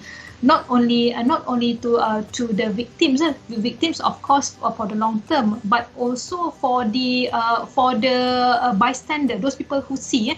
Sometimes yang menjadi saksi, the bystander, dia afraid to report as well. they see, but they're afraid to report as well the situation. So of course, the perpetrators contribute dangerous to the society. But if like people don't report as the previous question, and then the perpetrators keep doing it over and over again, and he happily doing it, because there is no action being taken to him. Of course, as I said, he or she, or the perpetrators, very dangerous to the society. Alright, thank you, Dr. Izana, for your explanation. So, would you like to add on anything, Ms. Aznita? Just to add on, yes, I do think they are very dangerous, and that's also the reason why it has been happening for generation after generation, and the cycle has not stopped. Because people are afraid to speak up. Maybe it could be kadang-kadang sebab malu that it happened to them, because people will do the whole victim blaming thing. People will blame the victim. So diorang takut nak cakap kat siapa-siapa. They're afraid to report because the blame will go to them. So they just keep it to themselves, and when you keep things to yourself, it tends to rot inside, and it will just affect you mentally and emotionally. And I think it has to stop, and I think the best is you must always tell someone about it. And anyway, going back to the question, yes, it is, because when you enable someone, you're in a way you are supporting their actions, right? You're supporting what they do, and that is wrong. So I think we as Malaysians, we are people yang kadang-kadang kalau ada benda happening on the side of the road, kita suka tengok saja, kita suka pandang, tapi we like to look, and we usually we don't do anything about it. We just like to look and stare. Sometimes these things happen. Sometimes we see arguments in shopping malls, for example, between a husband and wife, and it can be quite abusive. But most of the time, people don't step in and stop the abuser. They will just stare and look, and because they don't want to meddle in anyone's business. And I think that's us as a society. We are afraid to just stand up, not only for ourselves but also for people, because we are taught to just jaga kain take care of our own self. We are taught to just do that, and we are afraid to stand up for other people as well. So they are dangerous. Alright, thank you to both our speakers for explanation and sharing on this question. So I believe that both of our speakers punya explanation answers Kaisah's question. So let us move on to the next question. The next question is from Fadilah Baharudin again to Dr. Izana. And the question is, why are some harassment cases go unreported? So please welcome back. Okay. Thank you very much, Darwisha. Okay, again, Fadilah asking why are there some harassment cases that go unreported? Yeah. This is very interesting. This is very interesting because this is what I found when I did my PhD. Kata why people don't report the incident, unreported incident. There are many reasons why people don't report the incident, whether it is harassment or bullying. Okay, I will explain only a few of it. And one of the answer already given by Miss Aznita just now. Because people will ashamed. Pertama, they become secondary victim. Why they become secondary victim? Because people around them, like Malaysians lah normally, generally, when for example, if I become a victim, people gossiping about me. Dia dia tipu, dia yang gatal, something like that. So I become the secondary victim. That's why people don't want to report. For example, if sexual harassment is happened against in my previous office when I was working in the private sector, instead of a primary victim, now she became the secondary victim. Actually, she being harassed, sexually harassed, but she became the secondary victim. So that's why she said there is no point. I report to the human resource. So because now she became like embarrassed about the situation. Okay, and then they don't want the situation become deteriorate. I mean berpanjangan. They don't want because and then because the office, the human resource will take action against the perpetrator. And then Malaysian always kesian lah dia ada family to support, something like that, something like that. Kesian sangat dia tak ada kesian. All the people around you ni dia cakap. You have to take back the report from the police, kesian. So that fellow pun last time dia take back the report. But nanti you give the leluasa, I mean the perpetrator goes away, dia akan do it again. And then we don't have the strong policy. If we have the strong policies and actions against this situation, of course, people will report. Because like this lah, if you don't have strong policies, people will report. If they report, this is what happened. Nothing can be done. And one more thing, as I mentioned earlier, we don't have the grievance procedure in every places. Grievance procedure. If this one happen, harassment happen, dia ada satu tata cara. You have to go to the grievance procedure dekat human resource. You report this tata cara. What you have to do. And then they have like equality commission, satu badan, independent body to investigate. Not HR investigate. The people out there investigate if it's happened. That's why sometimes people don't want to report. It's sama saja whether it is harassment, general harassment or bullying. I want to share the situation, harassment, this not reported, but I want to in that building, in that particular building, this is what happened. They used to call me black little girl. When they call me black little girl, like they stigmatizing me as a Muslim black little girl because I'm Asian, I'm the only person. So that is harassment. Some of our friends say, hey, you cannot say to Yuzana like that because that is harassment. Harassment, you keep calling her black little girl, the Muslim girl. So people stigmatizing because I'm the only one, the different from them. So they all are British, Irish semua. So that's why I said to you, they scared because if Yuzana report to the Equality Commission, you die. They said you die, you get fined your situation, and that's something like that. They have the policy, so they will start from that moment. They don't call me black little girl again. So because they know because there are certain policies that you cannot stigmatize people in that way.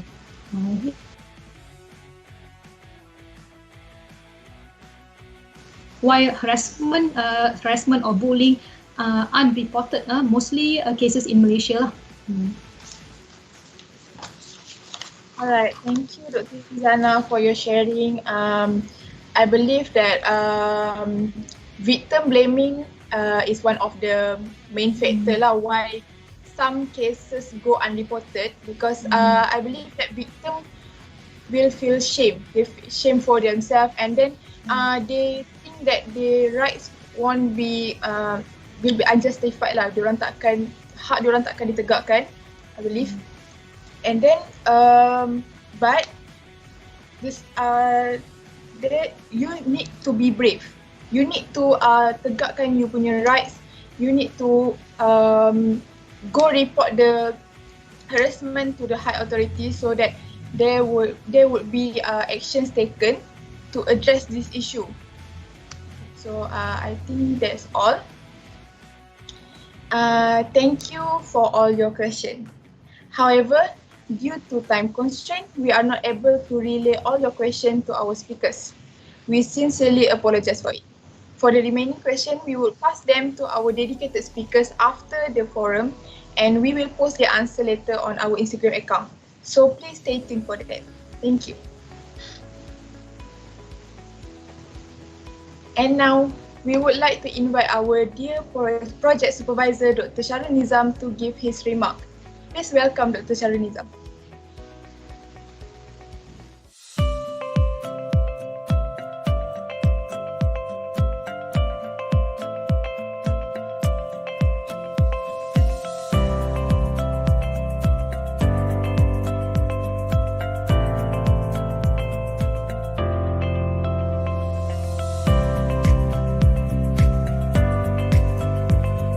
Aznita for your wonderful sharing with all the participants. I believe they got a lot of new knowledge, new insights about mental health. The issues discussed today is very significant in this Internet of Things, the era of social media, when people do cyberbullying, body shaming on social media, as well as gossiping and quarreling over the internet. I think that is something that happened nowadays, and it's happened to anyone. Okay, it's a good topic, and for the organizers, I would like to thank the organizers, especially the project manager, Samson. Are you here? And all the committee members that have organized this event. This is MPU4. MPU4 is a community project that is compulsory for UTP students. Previously, we did this program in the community, okay. But due to this COVID-19, a lot of restrictions, we have to do it online. I think almost 100% of MPU community engagement project like this have been done online since last year. So it's quite unfortunate, but it's also fortunate for some of you. Previously, before the pandemic, I used to bring the students even overseas trip, and they have a collaboration with overseas universities and societies overseas. But this year and since last year, due to this pandemic, a lot of restrictions. Nevertheless, the students are still come out with a very good program and able to get the participants. I would like to say congratulations to the organizing committee, as well as to all the speakers. Your contribution is really appreciated, and all the participants, hopefully you will get a new knowledge, a benefit from engaging in this type of activities. Of course, mental health is a global issue.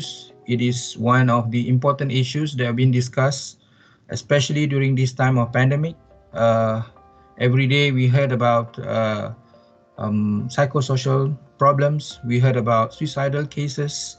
Not only amongst young people, but the elderly as well as the school children have a suicidal thoughts. Okay, so this kind of activity is very, very important at this time of point. And again, please use wisely all the information that you have received, and please correct your mindset about mental health. Okay. Mental health is something that need to be treated similarly like the other diseases. If you have diabetes, you have obesity, you have hypertension, you need to go for medical treatments. So if you have some form of mental health problems, you need to get proper health. Okay, you need to seek a counselor, psychologist. There are so many channels. I believe in the first session, last 2 weeks, the speakers share about where is the channel that you can seek help. And the closest one is your loved one, your parents, your family, your spouse. Is someone that you can trust. You can talk to them and share with them whatever your problem is, and get a proper advice. And then you can exit yourself from mental health problems. I really appreciate all the speakers' contributions, and hopefully we can work together in future for more sharing like this. And hopefully all the students in this group also learn something from the project, not only the knowledge that you gain, but also another skills, communication skills. I'm sure when you are dealing with the speakers, a lot of email communications going on, a lot of negotiation. This is something that we want from this project. Not only deliver the project, but at the same time dealing with public and promoting the program. This is something that outside of the classroom, that you learn through your experience, and with a little guidance from 3 supervisors, myself and the other 2 supervisors, you are able to deliver this program successfully. Congratulations, everyone. Okay, with that, I would like to close the event. Thank you very much again. And please forgive us, the organizers, for all the shortcomings that you have seen during the event. Thank you very much, everyone, for your participants. Thank you. Assalamualaikum. Thank you, Dr. Shahrul Nizam, for your wonderful remarks. We, the organizing committees, would like to express our sincere appreciation to our supervisors, Dr. Shahrul Nizam, Dr. Serene, and also Madam Jasmine for guiding us and providing support throughout the project planning. Thank you. Alright, so is everyone having a great time? Here comes one of the most exciting highlights for today, the lucky draw session. Today, 5 lucky winners will be chosen to receive the amazing prizes that we prepared. Are you the lucky one? Well, stay tuned as I will be announcing them one by one. If you are the lucky winner, please respond in the live chat with your name and the last 5 digits of your phone number within 35 seconds for verification purposes. However, if the last 5 digits of your phone number do not match the number in our database, we will proceed to spin the wheel again to find another winner. So please, write the last 5 digits of your phone number that you have registered in the lucky draw entry form. Thank you. So, let us move on to the first round. Please, spin the wheel.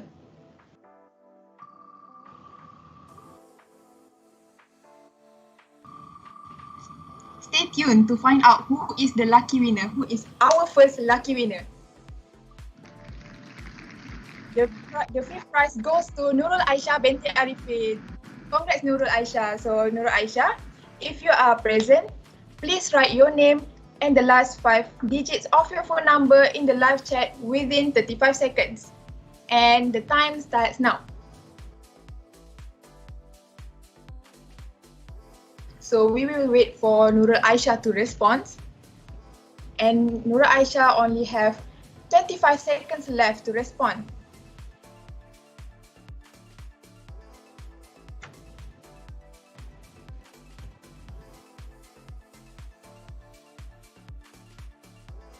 Oh, before I forgot, we will, if we receive a response from Nurul Aisyah, we will wait for a few minutes for a verification purposes. And the time's up. I believe we didn't receive any response from Nurul Aisyah. So therefore we need to spin the wheel again to find another winner. So please spin the wheel.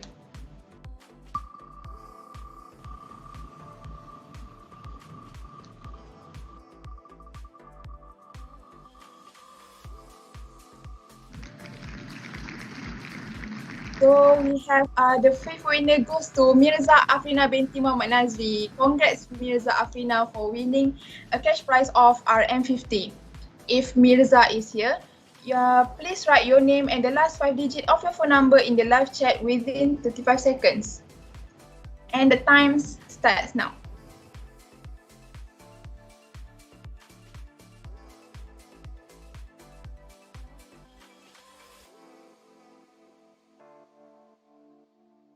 And Mirza only have 20 seconds left to respond. 15 seconds left. 10 seconds left. 5, 4, 3, 2, 1. And the time is up.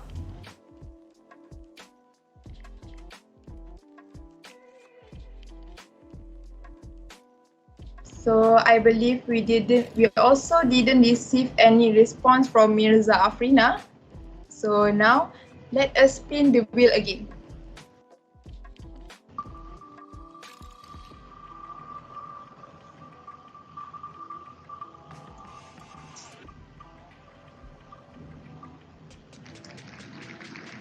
So we have lucky winner here, who is Nabila binti Abdul Rahman. So congrats to Nabila for winning a cash prize of RM50. If you are present, please write your name and the last 5 digits of your phone number in the live chat box within 35 seconds to claim your prize. So the time starts now.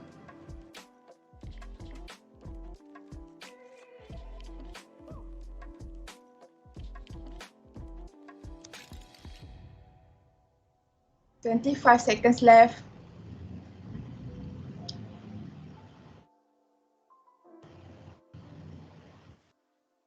"16 seconds left. Hurry up, guys. The prize is a cash prize of RM50. So don't miss out. 3 seconds left. 2, 1. So we will wait for another few seconds because there is a slight delay in YouTube. So I believe we need to wait. And we didn't receive any response from Nabila binti Abdul Rahman. So unfortunately, we need to spin the wheel again to find another lucky winner. So please spin the wheel.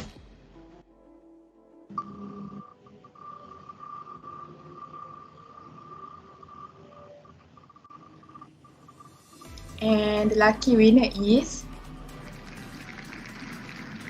Isaac Anna Andrea. So congrats to Isaac Anna Andrea. So Isaac, if you are here, please write your name and the last 5 digits of your phone number in the live chat box within 35 seconds to claim your prize. And the time starts now.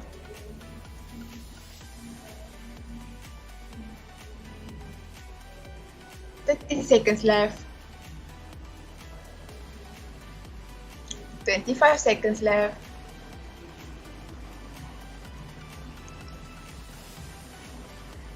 20 seconds left.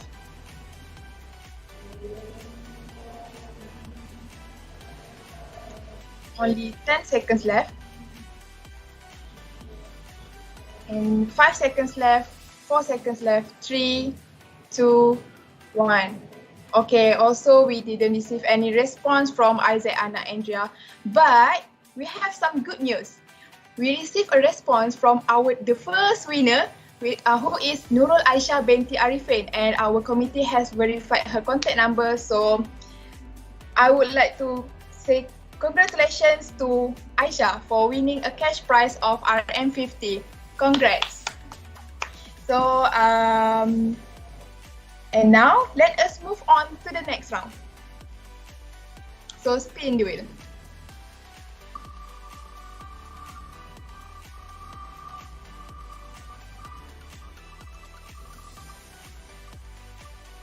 And the lucky winner is Nurul Alia binti Muhammad Fauzi.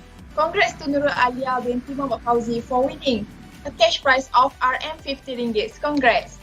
So, Alia, if you are here, please write your name and the last 5 digits of your phone number in the live chat box within 35 seconds to claim your prize. And the time starts now.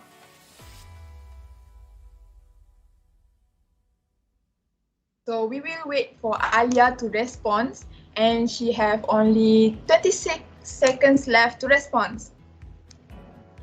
And for your information, again, our prize this round is a cash prize of RM15. So please stay tuned to find out who is the lucky winner for the next round. It might be you, the lucky winner. So 5 seconds left. 3, 2, 1. So we will wait for a few seconds.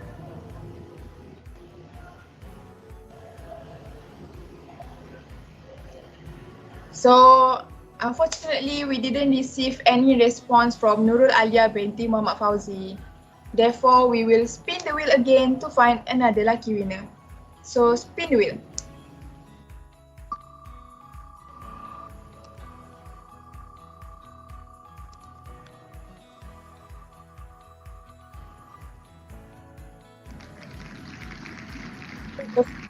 prize goes to Su Wenwei. Congrats to Su Wenwei. So, if you are here, please write your name and the last 5 digits of your phone number in the live chat box within 35 seconds to claim your prize. So the time starts now.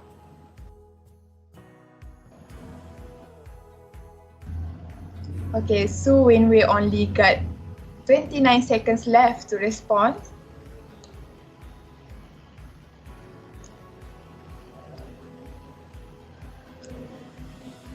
$18 seconds left.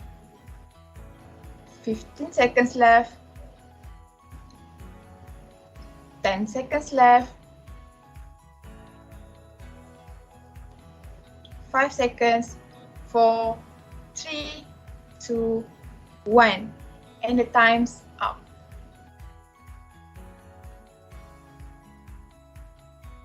Okay, so we have received a response from Su Wenwei, and I believe we need to wait for a few minutes for verification process from our committee.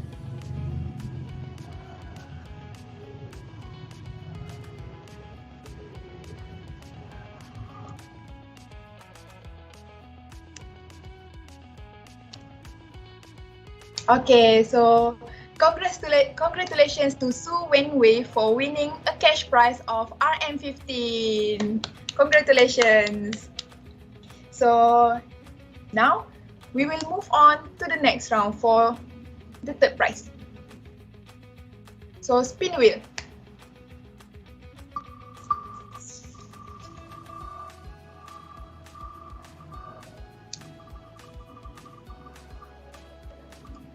And our lucky winner is Siti Nur Syahfawani binti Nasar.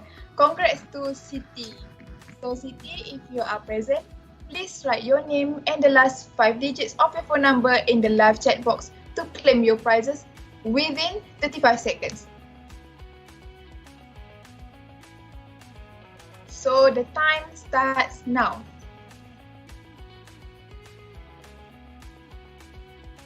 $31 seconds. 30 seconds, 26 seconds. For your information, our third prize is YouBao Power Bank. So don't miss out. This is your chance to win a YouBao Power Bank from us. So stay tuned.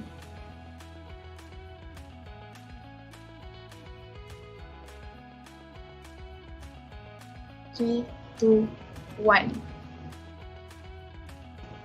Alright, I just received information from technical crew. We have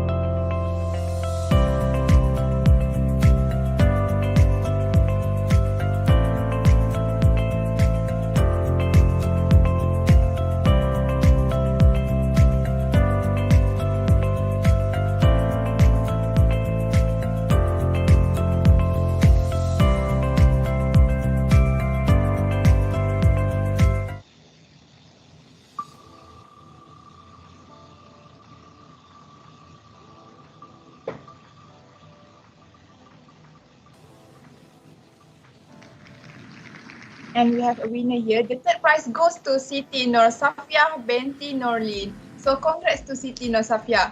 And Siti Nur Safia, if you are present, please write your name and the last 5 digits of your phone number in the live chat box to claim your prize within 35 seconds.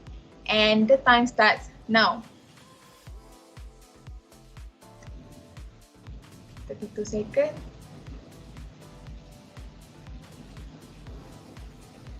For your information, our third prize is a YouBao power bank. So stay tuned and don't miss out the prize. You might be the lucky one to win a prize from us. So Siti only have 10 seconds left to respond. 5 seconds left.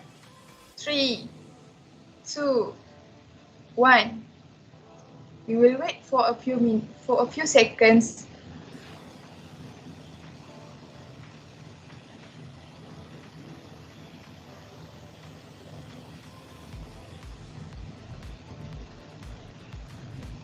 Okay, so we didn't receive any response from Siti Nur Safia binti Norlin. So we will spin the wheel again to find another lucky winner. So please spin the wheel.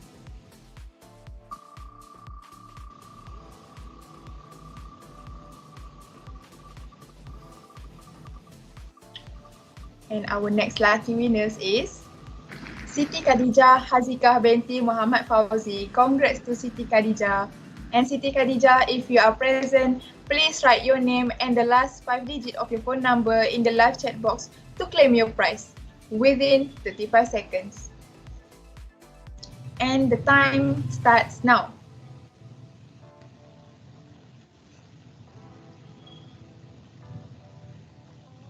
"30 seconds left.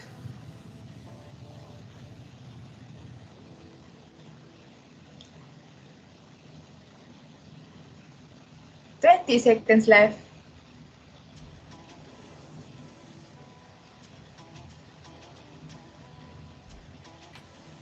10 seconds left for Siti Khadijah to respond.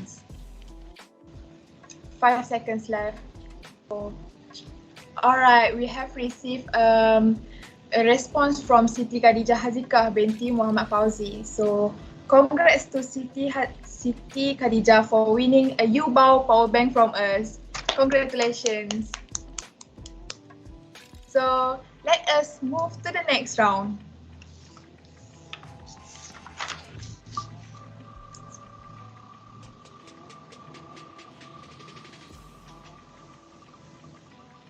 And our lucky winner is Hadif Azhad bin Wakiran. So the second prize goes to Hadif Azhad bin Wakiran. Congrats, Hadif. So Hadif, if you are present, please write your name and the last 5 digits of your phone number in the live chat within 35 seconds. And the time starts now.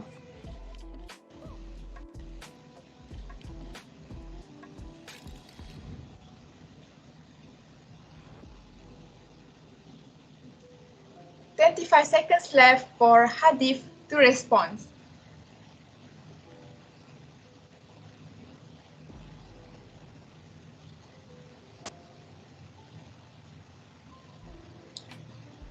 "10 seconds left. 5 seconds left. And the time is up.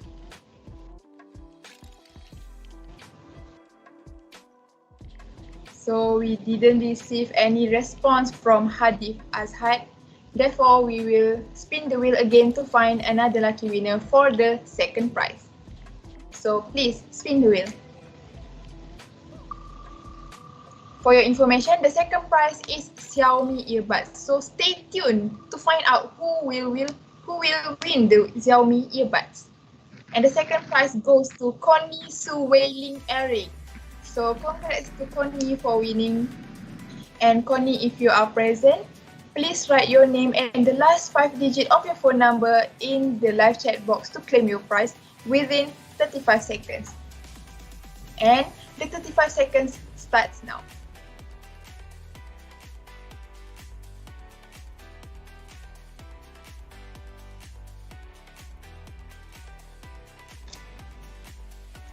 So we have received a response from Connie Suweli, and we will wait for a few minutes for our committee to verify the contact. Thank you.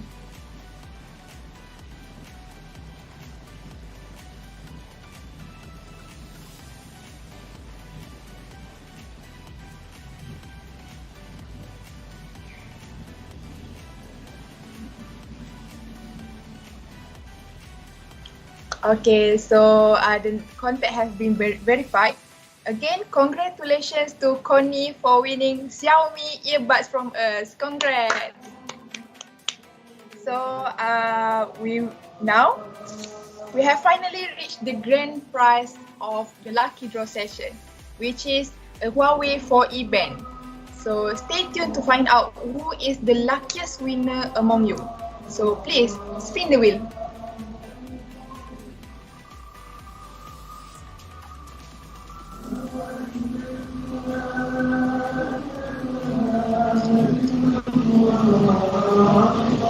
And the lucky winner is Chow Aileen. I'm sorry if I mispronounce your name, but if you are here, please write your name and the last 5 digits of your phone number to claim your prize in the live chat box within 35 seconds.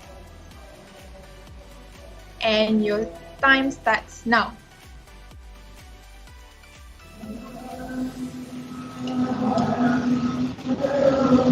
So we have received a response from Chow Aileen.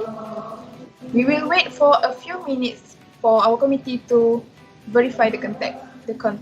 Thank you. And I have a great news. The contact have been verified and we have the lucky winner to win the first prize from us. So congratulations to Chow Aileen for winning the first prize, which is Huawei 4E band. So again, congratulations to all the winner. Our committee will be contacting you soon to give the prize. Thank you.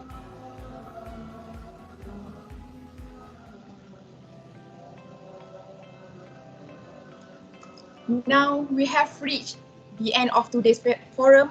Please be reminded to fill in the feedback form even though you have filled in the DAS21 form to be eligible to receive an e-certificate of today's forum.